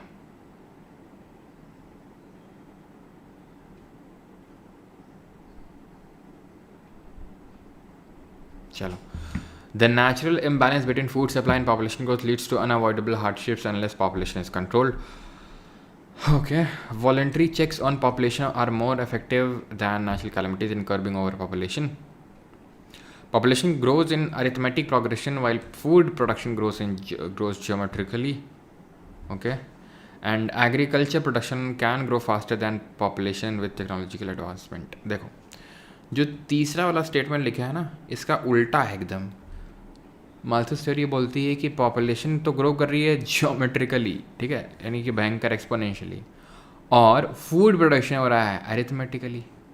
अरिथमेटिक समझते हो ना, 2 4 6 हैं, और ये कैसे होता है?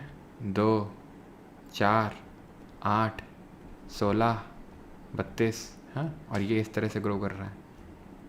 Arithmetic progression, geometric progression. तो इसका उल्टा है, और इसका उल्टा यहाँ से पता चल रहा है कि फूड सप्लाई जो है वो कम है, पॉपुलेशन भयंकर ग्रो कर रही है, तो इससे वजह से दिक्कतें आ जाती हैं। इन अ 2 सेक्टर इकोनॉमी, कोर इकोनॉमी का क्वेश्चन है, फैटमैन में एकदम आराम से दिया हुआ है, लीकेज, इंजेक्शन, सब कुछ सारे तरह के दिए हुए हैं। तो 2 सेक्टर इकोनॉमी में क्या होता है? हाउस होल्ड होता है, और क्या होती है? फर्म होती है, ठीक। हाउस होल्ड क्या करता है? हाउस होल्ड देता है इसको लैंड, हाउस होल्ड इसको देता है लेबर, हाउस होल्ड इसको देता है कैपिटल, और ये फर्म का कोई बंदा एंटरप्रेन्योरशिप। तो ये जो होते हैं इनको बोलते हैं फैक्टर्स ऑफ प्रोडक्शन। ये क्या होते हैं? Factors of production, land, labour, capital. अब फर्म ऑपरेट करेगी, चीज़ों को प्रोड्यूस करेगी, लैंड यूज़ कर रहा है फर्म, तो लैंड में देगा, भरेगा ब्याज बोल रहा हूँ, रेंट। लेबर को देगा वेजेस यानी कि सैलरी, और कैपिटल में भरेगा ब्याज, दैट इज इंटरेस्ट रेट। ये क्या होगा? फैक्टर पेमेंट बोलते हैं इसको, फैक्टर पेमेंट। तो ये फर्म से जाएगा हाउस होल्ड के पास, हाउस होल्ड के मिला पैसा, रेंट, वेजेस, इंटरेस्ट के फॉर्म में, और इस पैसे से खरीदेंगे क्या? जो फर्म प्रोड्यूस करेंगे। मान लेते हैं ब्रेड प्रोड्यूस कर रहे हैं तो ब्रेड। तो ये बड़ा 2 सेक्टर इकोनॉमी है। अब मान लो तो जो हाउस होल्ड ने पूरा सेव, भाई जो रेंट में मिला, वेज मिला, इंटरेस्ट मिला, पूरा फर्म को दे दिया, ले भैया ले, सामान दे, पैसा ले, तो पूरा फर्म के पास पहुंच गया पैसा। ये 2 सेक्टर ऑफ इकोनॉमी, पूरा चलता रहता, घूमता रहता। लेकिन अगर हाउस होल्ड सेव कर लें तो फर्म के पास कम पैसा पहुंचेगा। गवर्नमेंट टैक्स लगा दे, फर्म के पास कम पैसा पहुंचेगा। कोई चीज़ को हम इंपोर्ट कर लें, अब इंपोर्ट कर लें तो पैसा देना पड़ेगा ना, जहाँ से इंपोर्ट कर रहे हैं, तो इन सब को बोल देते हैं लीकेज हो गया, पैसा लीक हो गया, कहाँ गया पता नहीं चला। और अगर गवर्नमेंट स्पेंडिंग कर दे या एक्सपोर्ट कर दिया जाए तो और पैसा आ जाएगा, ठीक है। ये सब आते हैं किसमें? इंजेक्शन में। इंजेक्ट किया जा रहा है पैसे को, अंदर डाला जा रहा है पैसे को। तो क्योंकि यहाँ पे क्या हो रहा है कि सेव कर रहे हैं, सेविंग हो रही है, सेविंग कर रही है मतलब लीकेज हो रहा है। सिंपल कोर इकोनॉमिक क्वेश्चन है, बेसिस क्वेश्चन है। Growth with social justice and equality was introduced in the 10th year 5-year plan. First 5-year plan was based on Harrod-Domar model.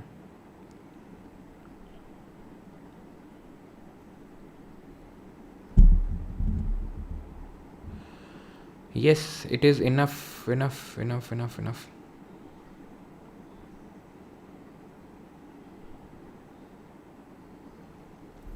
चलो, अभी हमने देखा है कि growth with social justice and equality, which 5-year plan, 9th ना कि 10th।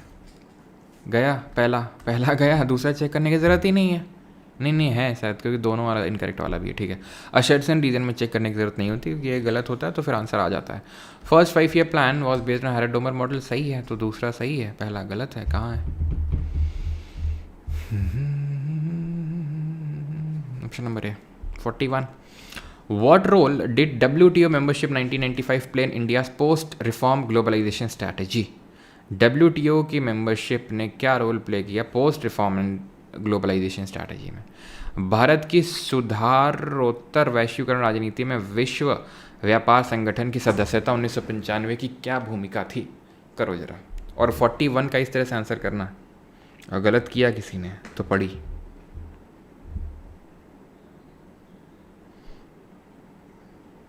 Equality में भी एक एडिक्विटी दिखता है।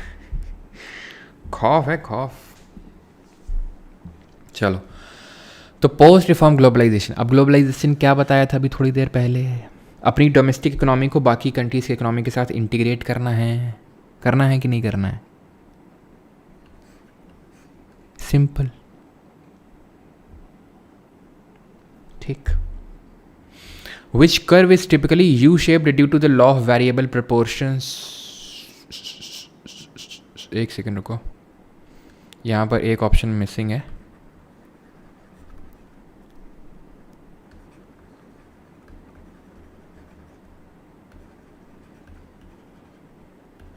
चलो करो भी। सर ये सब कॉपी पेस्ट कर रहा है, सुनिए सर, कौन कर रहा है? अजी कौन कर रहा है? अजी क्या बोल रहा है?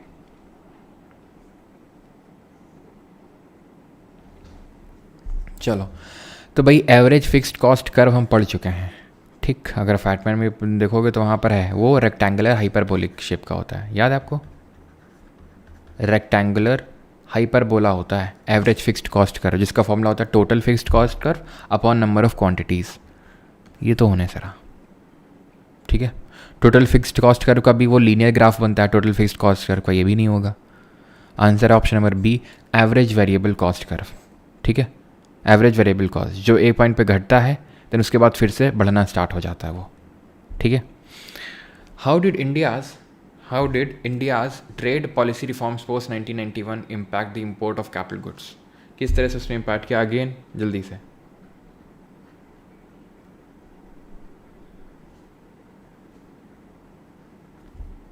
ऑप्शन गया फुल लिक्विडिटी प्रैक्टिस।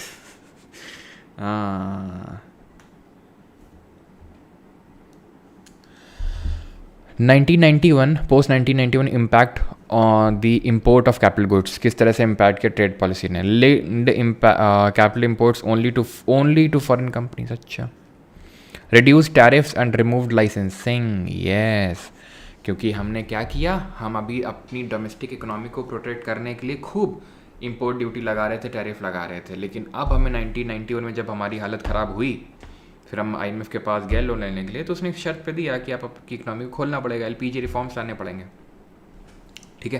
तो टैरिफ जो अभी वो डोनाल्ड ट्रंप लगा नहीं रहा, टैरिफ का मतलब होता है जो इम्पोर्ट पे टैक्स लगाया जाता है, दैट इज़ टैरिफ। तो उसको रिड्यूस किया और लाइसेंसिंग को हटाया। यही तो हमने पढ़ा है 1991 के बाद हुआ है। बैंड ऑल कैपिटल इम्पोर्ट्स, देख रहे हो, only all. Which of the following is the benefit of measuring happiness in a country? क्या बेनिफिट है मेजरिंग हैप्पीनेस, यानी कि किसी देश में खुशी मापने का निम्नलिखित में से कौन सा लाभ है? Tracking crime rates, improving economic statistics only, understanding citizens mental economic and emotional wellbeing and predicting election results. बताइए, हैप्पीनेस से इलेक्शन रिजल्ट का क्या लेना देना भाई तुम, हैं? क्यों? बेनिफिट क्या है? सिटीज़न की मेंटल और इमोशनल वेलबींग, कौन सा सोफिस्टिकेटेड, कौन सा होलिस्टिक टाइप का स्टेटमेंट आपको ऑप्शन लग रहा है? सिंपल करो इस क्वेश्चन का। कौन सा मणि रत्न, महारत्न, नवरत्न है?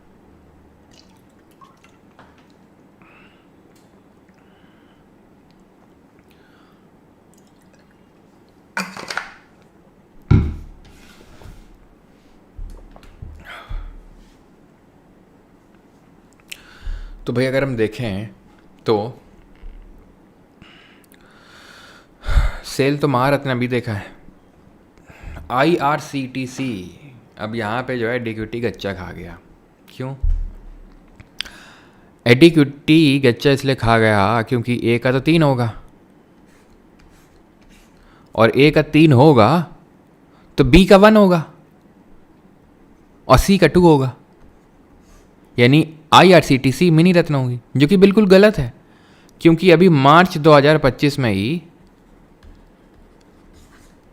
IRCTC और IRFC Indian railway finance corporation, इन दोनों को मिनी रत्न से महारत्न, सॉरी मिनी रत्न से नवरत्न का स्टेटस मिला। मिनी से कोई डायरेक्ट महारत्न में जंप नहीं कर सकता है, मिनी से नव, देन नव से महा में, ठीक है।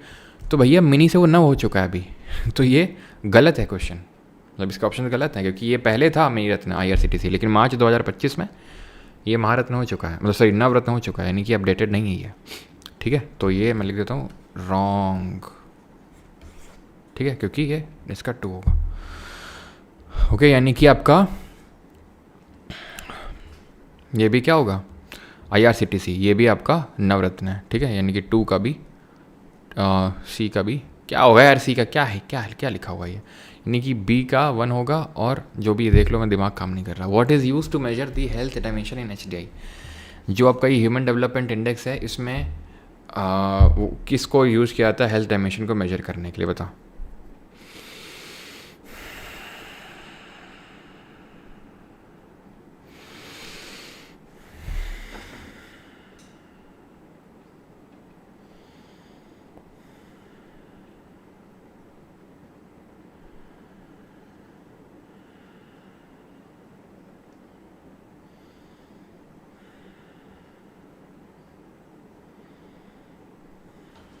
चलो तो HDI human development index release कौन करता है? तो ये रिलीज़ करता है UNDP, that is united nation development programme. तो what is use to measure the health dimension? तो health dimension life expectancy at birth, ठीक है, option number A. Which of the following sectors contributes to the, और इसमें कितने indicators होते हैं, sorry कितने डायमेंशंस होते हैं? फर्स्ट कौन सा रैंक किया था कंट्री, फर्स्ट कौन किया था, इंडिया का रैंक क्या था, ठीक है, और इसमें कितने डायमेंशंस होते हैं, कितने इंडिकेटर्स होते हैं? तो डायमेंशंस कितने होते हैं? 3 होते हैं। She, standard of living, health and education, यही होते हैं 3, standard of living, health and education, ठीक है। फर्स्ट आइसलैंड, ठीक।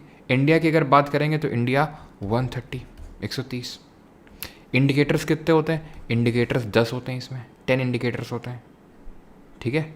इंडिया की रैंक 130 रही है। आगे बढ़ते हैं। Which of the following sectors contributes the most to India's GDP, निम्नलिखित में से कौन सा क्षेत्र भारत के सकल घरेलू उत्पाद में सबसे अधिक योगदान देता है? Contributes most to India's GDP। सीधा क्वेश्चन है, डायरेक्ट क्वेश्चन है फैटमैन से, ठीक है। पूरा वो चार्ट बना हुआ है, आपको पता है, चार्ट में सीधा देखना है आपको कि सबसे ज़्यादा LFPR labour force participation rate किस में है? एग्रीकल्चर में। और सबसे कम GDP कंट्रीब्यूशन भी एग्रीकल्चर का है। और सर्विसेज में सबसे कम LFPR है, लेबर फोर्स पार्टिसिपेशन रेट है, और सबसे ज़्यादा GDP में कंट्रीब्यूशन है। अच्छा, एग्रीकल्चर में सबसे कम LFPR, सॉरी सबसे ज़्यादा LFPR है, GDP में कंट्रीब्यूशन सबसे कम है। तो किस तरह का अनएम्प्लॉयमेंट हमें देखने को मिलता है यहाँ पे, ये बताइए। 48, फिर से वही सेम क्वेश्चन आ गया है, ठीक है, सेम तरह का क्वेश्चन आया है फिर से, जल्दी से बताओ।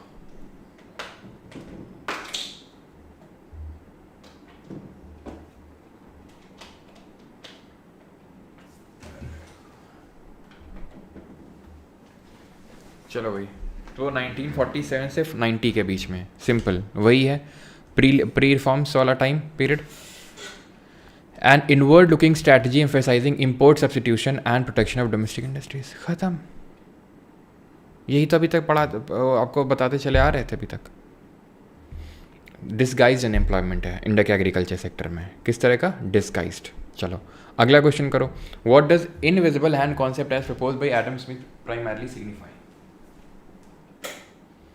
इनविजिबल हैंड थ्योरी क्या बोलती है एडम स्मिथ की? एडम स्मिथ ने कौन सी किताब लिखी थी, जरा बताएंगे? सर ये सेम क्वेश्चन सिलेक्शन फेज में भी था, एकदम सेम, और ज्योग्राफी के भी। अच्छा और जैसे के चैनल बोल रहे थे कि हम रेपिटेशन को रोकना चाहते हैं, तो इनकी किताब का नाम है वेल्थ ऑफ नेशंस। इसी किताब में इन्होंने इनविजिबल हैंड की बात कही है, wealth of Nations. Invisible hand की थ्योरी देते हुए एडम स्मिथ ये बोल रहे थे कि जैसे कि जो यूथ है वो अपनी हेल्प, यानी कि वो अपने लिए काम ढूंढेगा, काम करेगा, ठीक है, तो वो ओवरऑल कंट्री के लिए भी काम कर रहा है, कंट्री के ग्रोथ के लिए भी काम कर रहा है, यानी अपने लिए काम करते हुए वो अपनी कंट्री के ग्रोथ के लिए भी काम करेगा। तो एक तरह से कंट्री के ग्रोथ में इनविजिबल हैंड्स ये काम कर रहे हैं जो हमें दिख नहीं रहे हैं।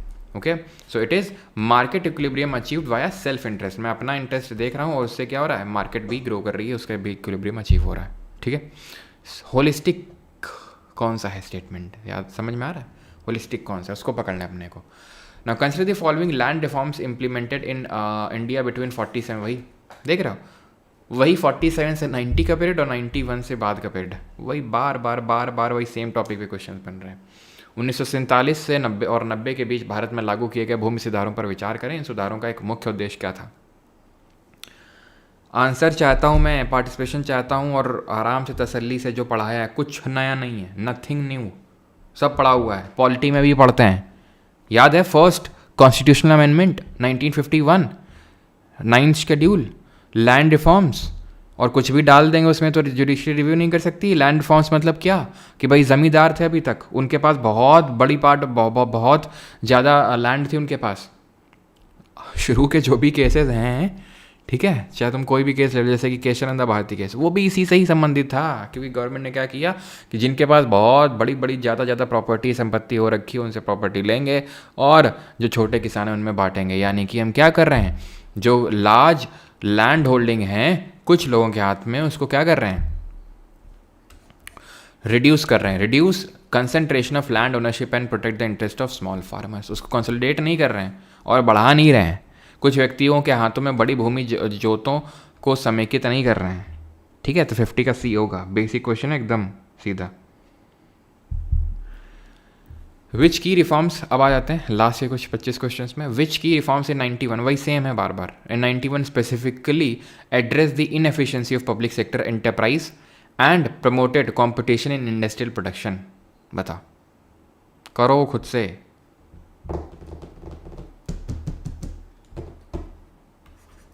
मुंह चलाने की ज़रूरत तो नहीं है ना इसमें मुझे। एलपीजी रिफॉर्म, किस तरह से पब्लिक सेक्टर अभी तक था, फोकस था 1990 तक public public public public public. 91 के बाद आओ भाई प्राइवेट, तुम भी आओ, गलती हो गई हमसे।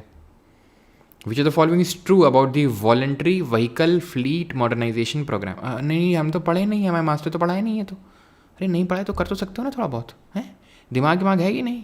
मास्टर ने ये तो बताया ना, क्या बताया? जल्दी से करो इसको, बता देंगे तो फिर करो कैसे, तुम करो जल्दी से।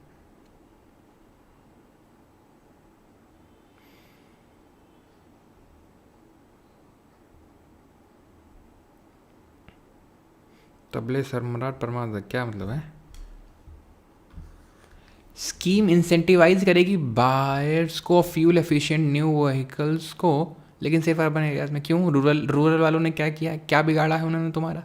क्या बिगाड़ा है तुम्हारा उन्होंने, रूरल वालों ने, गांव वालों ने?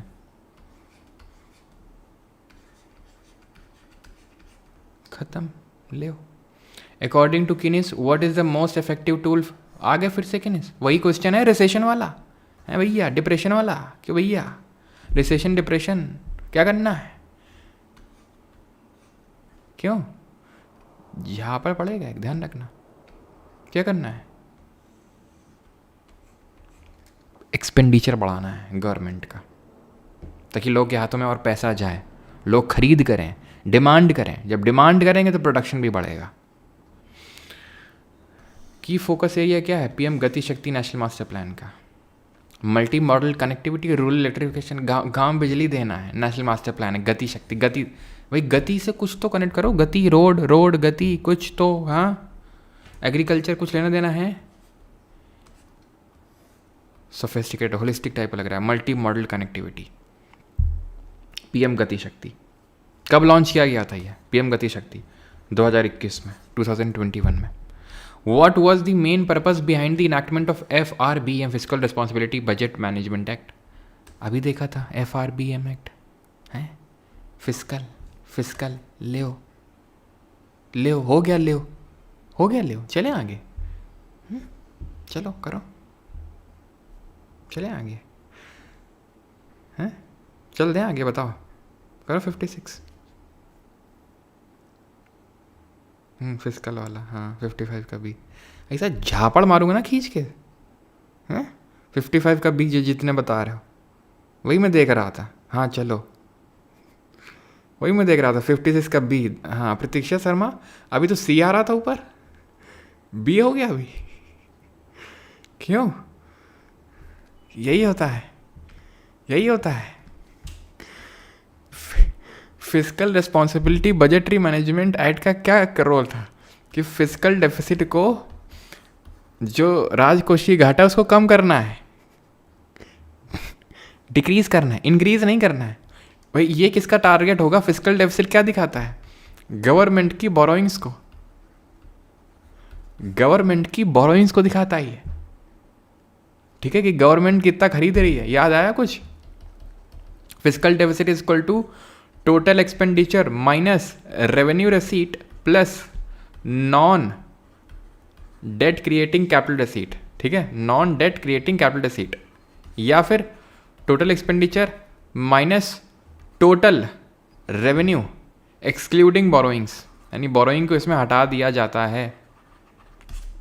तो भैया बोरोइंग बढ़ाने का टारगेट किसका होगा? गवर्नमेंट ये टारगेट रखेगी क्या कि अगली बार और लोन लेंगे और दबा के लोन लेंगे? भाई कम करने का टारगेट होता है।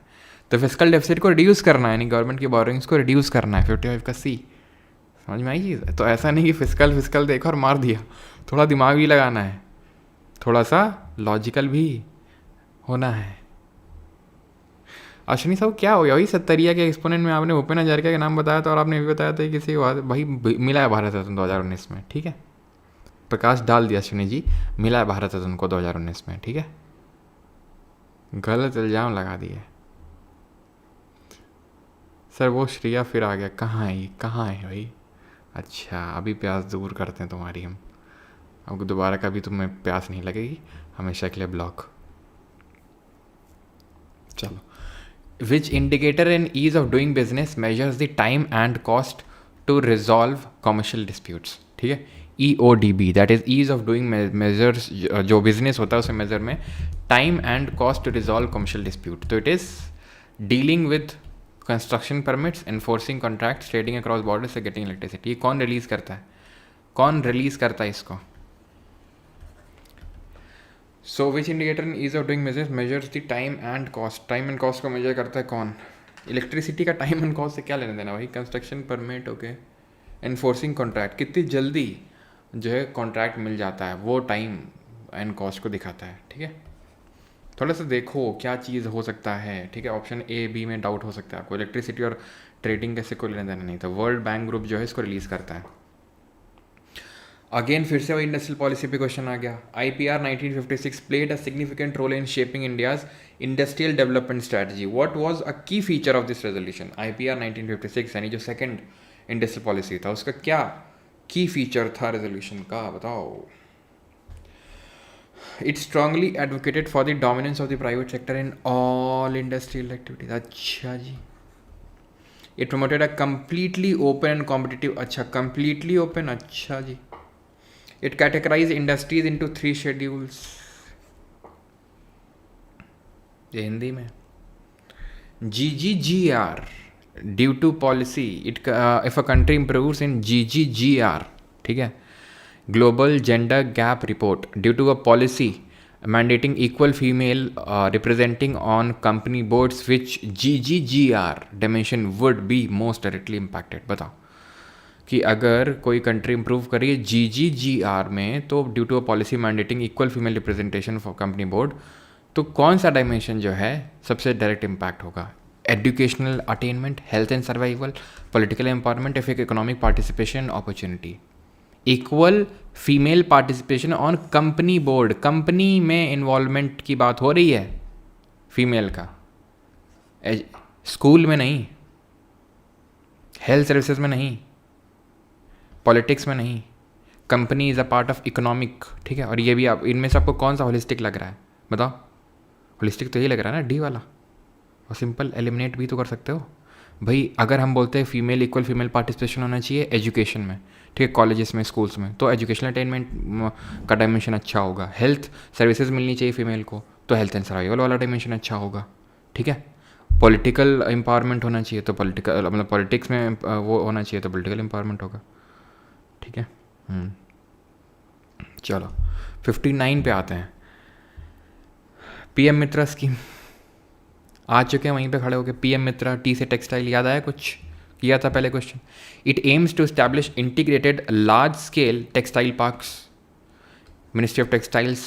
The scheme promote synergy among textile value chain segments. 1 2 3 1 2 3 1 2 3।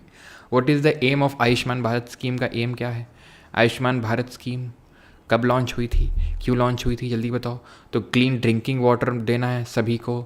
अब इसमें ये नहीं कि ऑल है, इसमें ये नहीं ठीक है, इसमें ये कि भाई ड्रिंकिंग से लेना देना नहीं है, ठीक है। अगर ड्रिंकिंग वाला कोई होता तो हो सकता था ऑल इसमें यहाँ पे, ठीक है, वहाँ पर फिर कोई एक्सट्रीम कीवर्ड का वाला कोई दिक्कत ना आता, ठीक है। लेकिन यहाँ पर ड्रिंकिंग नहीं बल्कि हेल्थ से लेना देना आयुष्मान का, इसलिए गलत है वो, ऑल की वजह से मत सोच लेना, ठीक है। दूसरा ऑप्शन है आपका health insurance for the poor, free education to children, housing for the poor. तो ऑप्शन नंबर बी होगा, सिंपल सा आपका, ठीक है। इसमें क्या है कि भाई 5 लाख रुपए सालाना, दैट इज़ एनुअली दिया जाएगा, हर हाउस होल्ड को कवर किया जाएगा इसमें, ठीक है।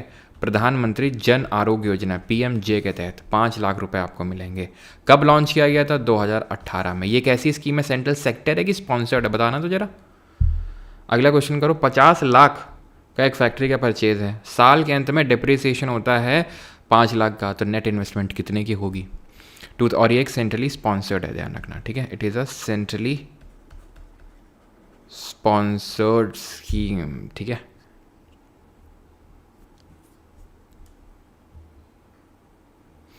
तो 50 लाख का फैक्ट्री परचेज है, एट दी एंड डिप्रिसिएशन हुआ 5 लाख का, 45 लाख का net investment for ₹45 lakhs। Which policy reform targeted improving competitiveness and efficiency of the banking system after 1991? 1991 के बाद किस नीति सुधार का लक्ष्य बैंकिंग प्रणाली की प्रतिस्पर्धात्मकता और दक्षता में सुधार करना था?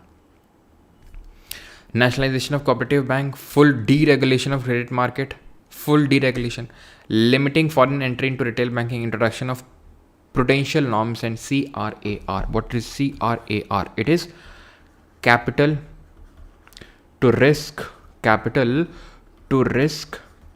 asset ratio, जो बासल नॉर्म्स में निकल के आए थे। जो बासल, जो आपको पता है इंटरनेशनल बैंकिंग एसोसिएशन का हेडक्वार्टर बासल स्विट्जरलैंड में, तो वहीं पे आपको पता है बासल कन्वेंशन हुए थे 1 2 3, तो उसी में CRAR का कॉन्सेप्ट निकल के आया था। साथ ही साथ रिस्क वेटेड एसेट का भी कॉन्सेप्ट निकल के आया था। तो ऑप्शन नंबर ए होगा, किस तरह से इंप्रूव कर सकते हैं कॉम्पिटिटिवनेस और एफिशिएंसी, ऑप्शन नंबर ए। अब मैं देखो इसको मैं उतना आसान तो नहीं बोलूँगा कि भाई एटमोलॉजी से आप सॉल्व कर सकते हो, या फिर वो थोड़ा सा तो इसमें नॉलेज लगेगा, ठीक है। ऐसा नहीं कि CRAR या बासल नॉर्म्स मैंने आपको पढ़ाया नहीं है, पढ़ा है हम बैच में, पढ़े हम लोगों ने, ठीक है। आपको फैट में मिलेंगे, लेकिन वही है कि थोड़ा सा वहाँ पर आपको चाहिए कि भाई नेशनलाइजेशन से इसका कोई लेना देना हो नहीं सकता है, ठीक है। Nationalisation, cooperative bank, cooperative scheduled bank की अगर बात करेंगे तो कोऑपरेटिव तो थोड़ी सी बैंक होती है, उनका उतना बड़ा वो नहीं होता उसमें, ठीक है। फुल डीरेगुलेशन कर देना, थोड़ा सा एक्सट्रीम में ही आगे देखो, फुल डीरेगुलेशन कर दो, पूरा डीरेगुलेशन कर दो, एक्सट्रीम की वर्ड टाइप है। लिमिट कर दो किसी चीज़ को, आप कॉम्पिटिटिवनेस ला ही नहीं सकते हो लिमिट करके किसी चीज़ को। लिमिट नहीं किया था, जैसे कि 1991 के बाद प्राइवेट सेक्टर को लाया गया तो उससे कॉम्पिटिटिवनेस बढ़ा, पहले नहीं था। क्यों? क्योंकि आपने लिमिट कर रखा था प्राइवेट सेक्टर को। तो जहाँ लिमिटेशन होगा वहाँ पे कॉम्पिटिटिवनेस और एफिशिएंसी आ ही नहीं सकती है। अब जैसे फॉर एग्जांपल मैं बोल दूँ कि भाई फॉर एग्जांपल मान लो कि एक ही मैथ का टीचर है, मान लेते हैं कि किसी भी सब्जेक्ट का, मैथ का, जीके का, एक ही टीचर है, क्या वो एफिशिएंसी में अपनी इम्प्रूव करना चाहेगा? वो क्या कॉम्पिटिटिवनेस बढ़ेगी? नहीं बढ़ेगी। लिमिटेड है। हाँ, समझ रहे हो आप? तो वो चीज़ है। और लेकिन अगर जैसे कि अगर मान लो उसमें 5 लोगों को घुसेड़ दिया जाए कि चलो, तो अब एफिशिएंसी कि भाई हम अच्छा नहीं देंगे तो लोग हमारे पास नहीं आएंगे, इस तरह से। ठीक है।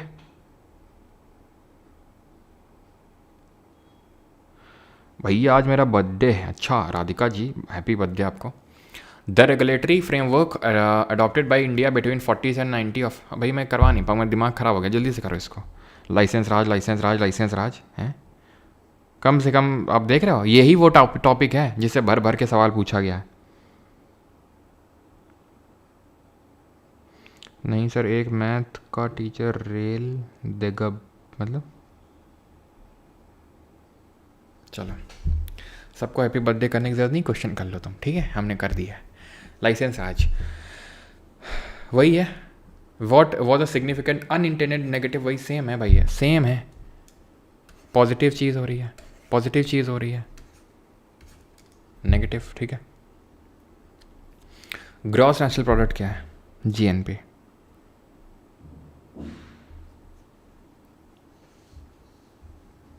पक्का इक्विटी का नुकसान हुआ है लाइसेंस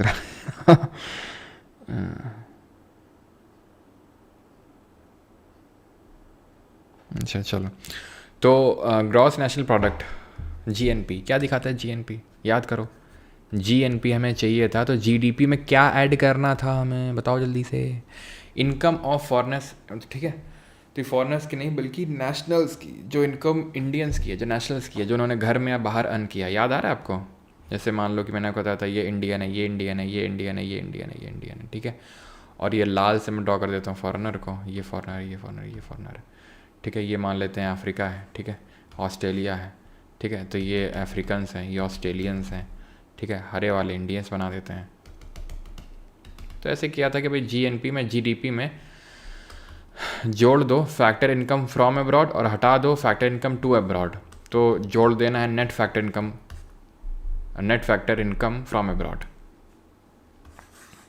सिंपल, यानी सिर्फ इंडियन, सिर्फ नेशनल्स के, उस कंट्री के नेशनल्स का इनकम लेना है, ख़त्म बात। अच्छा बताओ, अगर मुझे नेट नेशनल प्रोडक्ट चाहिए एनएनपी जीएनपी से, तो मुझे क्या ऐड कर देना है, बताओ जल्दी से। 40 फिर वही आ गया। इंडिया स्टेट पॉलिसी बिटवीन 40 से 90, what was the common characteristic of the approach towards imports? क्या था? Promoting imports as a way to ना limiting primarily focusing on the ना following a strategy of import substitution. Import नहीं करना है, उसका substitute देखना है घर में ही, कि भाई क्या हम उसका सब्स्टिट्यूट देख सकते हैं, ताकि डोमेस्टिक इंडस्ट्रीज़ को हम प्रोटेक्ट कर सकें। इंपोर्ट सब्स्टिट्यूशन को क्या करना है?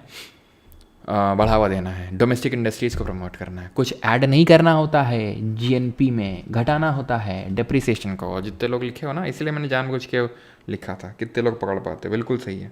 डिप्रिसिएशन को घटाना है, ऐड नहीं करना है। What is the primary mission behind India's involvement in the INSTC, that is International North-South Transport Corridor?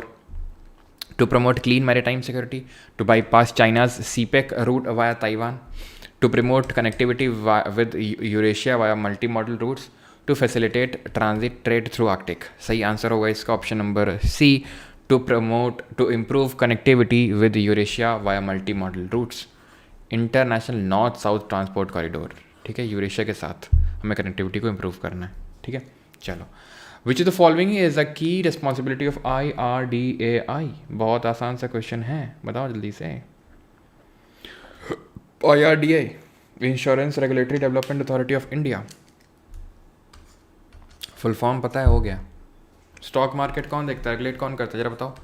कौन सा ऑर्गेनाइजेशन है जो स्टॉक मार्केट को रेगुलेट करता है? Which organisation? Securities and exchange board of India. कब बना था ये, और कब बताना है स्टैट्यूटरी बॉडी बना था ये, किस साल में, और अभी करंट में इसके चेयरमैन कौन है? वो trend is reflected by increasing share of urban people in non manual tertiary occupations. गैर शारीरिक तृतीय व्यवसायों में शहरी लोगों की बढ़ती हिस्सेदारी से क्या प्रवृत्ति परिलक्षित होती है? तो 1992 में ये क्या हुआ था? स्टैट्यूटरी, यानी कि एक एक्ट आया था, स्टैट्यूटरी बॉडी बना था, एक्ट आया था ये, बना था। 1990 में कौन सा ऑर्गेनाइजेशन बना था बताना? तुहिन कांता पांडे अभी क्या है, करंट में चेयरमैन है। 1990 में small industries development bank of India SIDBI बना था। इसका हेडक्वार्टर कहाँ पे बताओ? सिडबी का।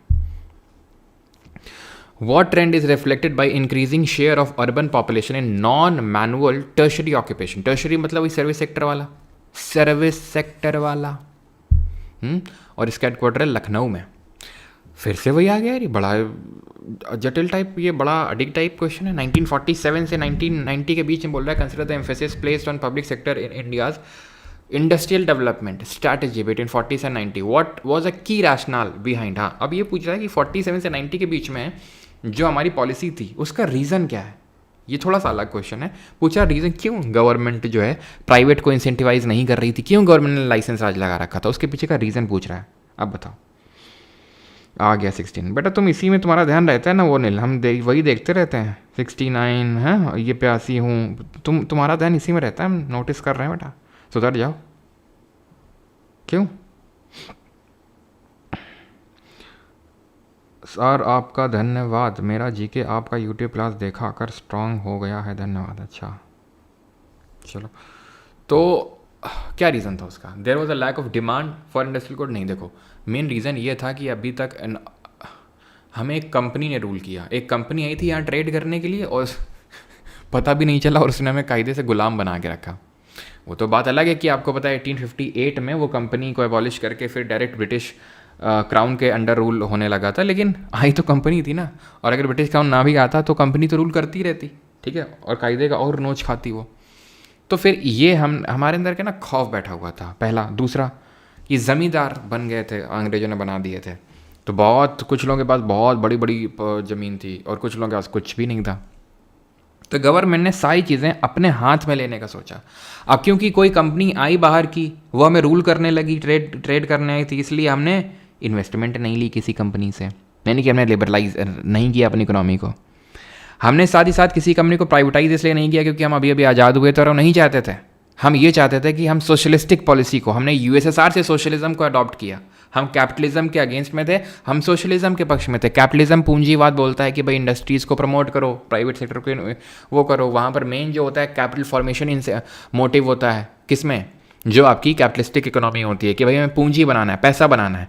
वहीं पे सोशलिस्टिक पॉलिसी ये बोलती है, सोशलिस्टिक इकोनॉमी ये बोलती है, पहले ही लेक्चर मैंने आपको बताया था ये चीज़ को, आप नहीं तो पहले उसमें देखना, फैटमैन पहले पन्ने को खोल के, वहाँ पे होगा डिफरेंस कि वहाँ पे मेन होता है, वहाँ पर गोल होता है डेवलपमेंट करना है लोगों का हित करना है, सोशल वेलफेयर करना है लोगों का, सोशलिस्टिक। तो वो हमारी गवर्नमेंट का टारगेट था, क्योंकि भुखमरी थी, सारी चीज़ें थी, तो गवर्नमेंट सारी चीज़ें अपने कंट्रोल में लेना चाहती थी। तो the public sector was seen as a tool for achieving social goals, promoting balance regional development and controlling strategy. Industries को कंट्रोल करना है, किसी कंपनी प्राइवेट प्लेयर के हाथ में नहीं दे देना। ये हिंदी में क्वेश्चन है आपका 70th।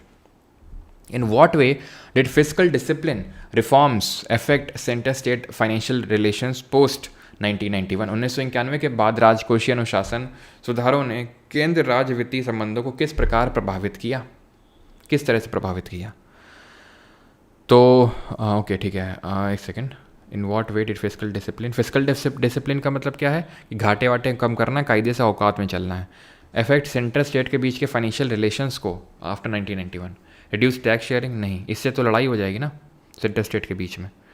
States had to adhere to fiscal targets, fiscal target को अडेयर करना है। अडेयर मतलब फॉलो करना है, पालन करना है। किसको? राज्यों को। गवर्नमेंट यूनियन बोलेगा या फिर फाइनेंस कमीशन बोलेगा कि भाई आपको ये फिस्कल टारगेट्स रखने हैं और वो आपको मेंटेन करने हैं। इससे क्या होगा? सेंटर स्टेट के बीच में, ठीक है, फिस्कल डिसिप्लिन बढ़ेगा, फाइनेंशियल रिलेशंस बढ़ेंगे। Which of the following schemes provides annual income support to farmers directly to their bank account? Directly bank account में देना है। फसल बीमा योजना, पीएम किसान योजना, एमजी नरेगा या फिर जन धन दे दना धन योजना? बताओ। ऑप्शन नंबर बी, कितना रुपए? 6,000 एनुअली। कितने इंस्टॉलमेंट में? 3 इंस्टॉलमेंट में। किस तरह की? सेंट्रल सेक्टर है या सेंट्रली स्पॉन्सर्ड है? बताओ।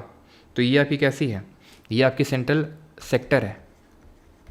लॉन्च कब की गई थी? 2018 में इसको लॉन्च किया गया था। 2018 में इसको लॉन्च किया गया था। ऊपर वाली जो पीएम फसल बीमा है, ये आपकी जो फसल है उसको इंश्योर करने के लिए ये स्कीम को लॉन्च किया गया था 2016 में, जब मोदी गवर्नमेंट आई थी तब। यानी क्रॉप इंश्योरेंस स्कीम है ये, और कौन सी मिनिस्ट्री ने लॉन्च किया होगा, तो बड़ा ऑब्वियस है, इसको लॉन्च किया होगा किसने, जो आपकी मिनिस्ट्री ऑफ एग्रीकल्चर है उसने, सिंपल, ठीक है, क्लियर। आगे बढ़ें। एमजी नरेगा कब आया था जरा बताओ तो, नरेगा एक्ट कब आया था, 2005 में। एमजी नरेगा कब बनाई है, नरेगा से एमजी नरेगा 2009 में, ठीक है। पीएम जनधन योजना क्या है, जनधन के लिए एलिजिबिलिटी क्या है, तो एलिजिबिलिटी क्या है कि आपकी उम्र पहली बात तो 18 से 59,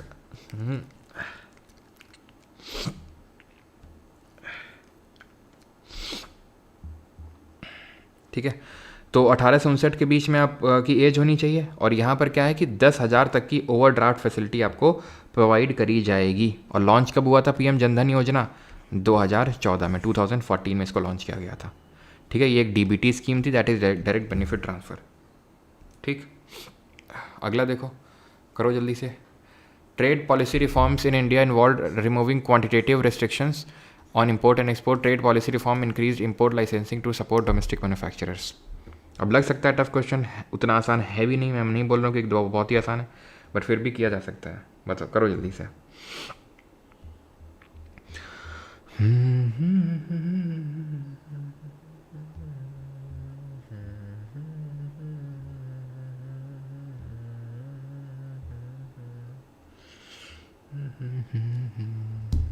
कर लिया, चलो। तो trade policy reform increased import licensing, trade reform policy की बात हो रही। ट्रेड पॉलिसी रिफॉर्म कब आए थे, 1991, उसके बाद 1991 में उसने इंपोर्ट लाइसेंसिंग को इंक्रीज़ कर दिया टू सपोर्ट डोमेस्टिक मैन्युफैक्चरर। कितनी बार बता चुका हूँ कि डोमेस्टिक मैन्युफैक्चरर का सपोर्ट सिर्फ 1990 तक था, डोमेस्टिक मैन्युफैक्चरर का सपोर्ट सिर्फ 1990 तक था, ठीक है। दूसरा तो गलत हो गया। पहला, trade policy reform in India involve removing quantitative and restrictions. Reform का मतलब ही वही है, रिस्ट्रिक्शन हटाओ, लोगों को लाओ, लिबरलाइज करो, प्राइवेटाइज करो, ग्लोबलाइज करो, रिस्ट्रिक्शन हटाओ। रिफॉर्म का मतलब यही होता है। Statement 1 is correct, 2 is not correct. What to produce decision, ये भी एक इकोनॉमी का एक वो लिमिटेड, इकोनॉमी में लिमिटेड रिसोर्सेज तो होते ही हैं, लेकिन इकोनॉमी के सामने एक और क्वेश्चन आता है कि क्या प्रोड्यूस करें, कैपिटल गुड प्रोड्यूस करें या कंज्यूमर गुड प्रोड्यूस करें। कैपिटल गुड का मतलब क्या है, कैपिटल गुड का मतलब क्या है, कैपिटल गुड वो होता है जिससे कि कंज्यूमर गुड को प्रोड्यूस किया जाता है। जैसे मशीन है, एक मशीन से कपड़े बनाए जा रहे हैं, मशीन से खाने का सामान बनाया जा रहा है, तो वो कैपिटल गुड हुआ। क्या हुआ, कैपिटल गुड। और उसी कैपिटल गुड से कंज्यूमर गुड बनता है। तो किस तरह का गुड बनाया जाए, ये एक इकोनॉमी में क्वेश्चन होता है, व्हाट टू प्रोड्यूस। और कैपिटल गुड में क्या होता है, इन्हीं में ही लगता है डिप्रिसिएशन, मूल्यह्रास जिसको बोलते हैं। डिप्रिसिएशन क्या है, उसकी जो वैल्यू में डिक्रीमेंट आ रहा है, जो उसकी वैल्यू डिक्रीज हो रही है, जो उसका वियर एंड टियर हो रहा है हर साल, that is called as depreciation. वो कैपिटल गुड्स में होता है। ओके, कमेंट में बताओ मुझे, जो आपके घर का टीवी है वो किस में आएगा। कंज्यूमर गुड वो होते हैं जिनको हम खाते हैं, कंज्यूम करते हैं, कंज्यूम कर लिया। कैपिटल गुड वो होते हैं जिनसे कि प्रोड्यूस किया जाता है किसी कंज्यूमर गुड को। अब बताओ टीवी क्या है, जो घर में टीवी है वो क्या है आपका, ये तुम बताओ जल्दी से। सर रीजनिंग और मैथ का भी ई बुक देता था, अगर मैथ तो आती नहीं स्टेनो में, रीजनिंग का दे देंगे आपको, आज मिल जाएगा, ठीक है। 4 क्वेश्चन सर लपेट दो, जल्दी से लपेट रहे हैं, रुक जाओ।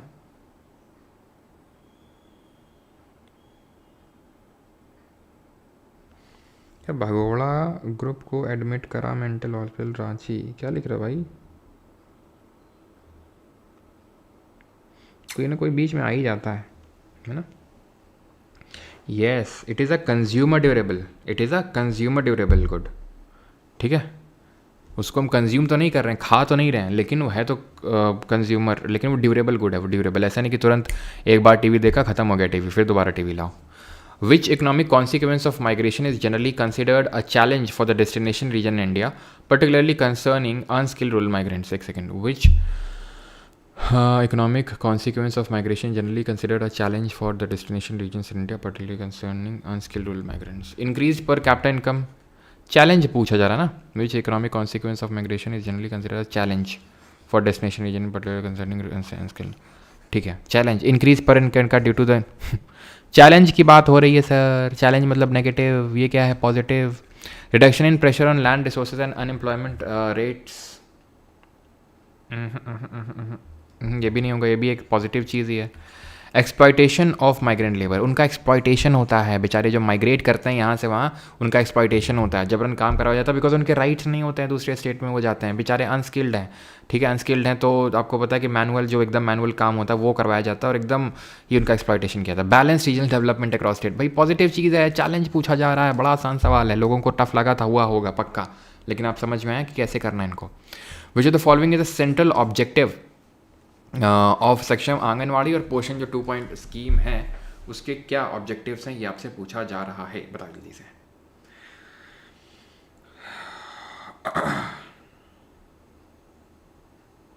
कर लिया? कौन सा होलिस्टिक टाइप लग रहा है तुमको? कौन सा होलिस्टिक टाइप लग रहा है जो एकदम बढ़िया? हाँ, strengthening early childhood care and nutrition delivery systems, MSP minimum support price का क्या लेना देना है? देख रहे हो कौन सा बढ़िया होलिस्टिक टाइप, एकदम ऐसा भाई बड़े बड़े वर्ड्स और पूरा अपने आप में सेल्फ डिफाइंड है, ठीक है। ये क्या है? लिमिटेड है अपने आप में। अर्बन हेल्थ सर्विलेंस चल रहा है, अर्बन में हेल्थ का सर्विलेंस चल रहा है। स्किल बेस्ड एम्प्लॉयमेंट का कोई लेना देना है यहाँ पे, सर्विलेंस का MSP न्यूनतम समर्थक मूल्य कोई लेना, एग्रीकल्चर चल रहा है यहाँ पे, नहीं क्या चल रहा है यहाँ पे? कौन सी मिनिस्ट्री के तहत ये स्कीम आएगी बताओ जल्दी से। Which of the following was a major criticism of the industrial policy? Criticism क्या था? क्रिटिसिज्म मतलब नेगेटिव, बताओ। 1950 से 90 तक, फिर से वही क्वेश्चन आ गया, सेकंड लास्ट क्वेश्चन है। तो ये कौन सी स्कीम, कौन सी ministry? Ministry of women and child development. Too much emphasis on export, अच्छा एक्सपोर्ट में बहुत ज़्यादा फोकस कर रहे थे, यही तो नहीं कर रहे थे, तभी तो बैलेंस ऑफ पेमेंट का क्राइसिस हो गया, BOP क्राइसिस हो गया, बैलेंस ऑफ पेमेंट का क्राइसिस हो गया, जहाँ पर हमारे पास सिर्फ 15 दिन का फॉरेन एक्सचेंज बचा था कि 15 दिन का सामान हम बस इंपोर्ट और कर सकते हैं, सिर्फ 15 दिन का, ये हालत हो गई थी। इसी को बोलते हैं BOP क्राइसिस। फॉरेन एक्सचेंज नहीं था, क्यों नहीं था? कुछ अगर माल बाहर नहीं बेचोगे तो बाहर की करेंसी घर में कहाँ आएगी, जब घर में वो करेंसी आएगी नहीं तो खरीदोगे कैसे? ये तो बाद में किया हमने। Creation of protected market leading to inefficiency and lack of innovation, ये भी होलिस्टिक टाइप है, आपको लग रहा है वो थोड़ा सा। Neglect of the public sector, नहीं भैया पब्लिक सेक्टर पे तो फोकस कर रहे थे अभी तक। Excessive competition among domestic industries नहीं चल रहा था वो। लास्ट क्वेश्चन है, what does repo rate refer to India's monetary policy? Super easy question है, आपको बता देना है। रीपर्चेज ऑब्लिगेशन इसका फुल फॉर्म होता है, बताने की ज़रूरत है नहीं, आप इतने तो समझदार ही हैं। ये आपका होमवर्क क्वेश्चन है, जब रिकॉर्डेड में क्लास जाएगा तब आपको इसका आंसर बताना है। All right, okay, thank you everyone, धन्यवाद सभी को, एंड मिलते हैं अगली क्लास में। इसका जो पूरा PDF है, आपको पूरा लेक्चर का PDF वो आपको मिल जाएगा परमार SSC के जो टेलीग्राम चैनल है वहाँ पर, और पूरी ई-बुक आपकी GK की अपलोड करी जा चुकी है, इंग्लिश की भी कल अपलोड की जा चुकी है, एंड आपकी आज रीजनिंग की भी अपलोड हो जाएगी। और जिस तरह से मैं आपको ये करवा रहा हूँ GK की, उसी तरह आपको पुष्पेन सर यानी PSP सर, आपको PSP सर करवा रहे हैं किसके? इंग्लिश के, ठीक है। तो इंग्लिश के भी आपको करते चलना है, जो सब आपको करवा रहे हैं, ठीक है, उतना करते चलना इनफ होगा अपने आप पे। थैंक यू एवरीवन, धन्यवाद। कल कौन सा सब्जेक्ट होना चाहिए वो आप कमेंट में ज़रूर बता दीजिएगा, जब रिकॉर्डेड में जाएगा कमेंट में कि कल कौन सा होना चाहिए। चलो, फैटमैन का सेकंड एडिशन आएगा, लेकिन अभी एकदम इमीडिएट नहीं आएगा, थोड़ा तो टाइम लगेगा उसमें भी, ठीक है। फैटमैन के सेकंड एडिशन में अभी तो जल्दी हाल फिलहाल तो बिल्कुल नहीं आ रहा है अभी, ओके।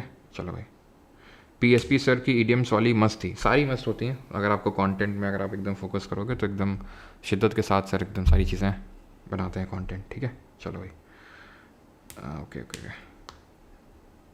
71 68 69 आदित्य, 61 अंकित, ओके।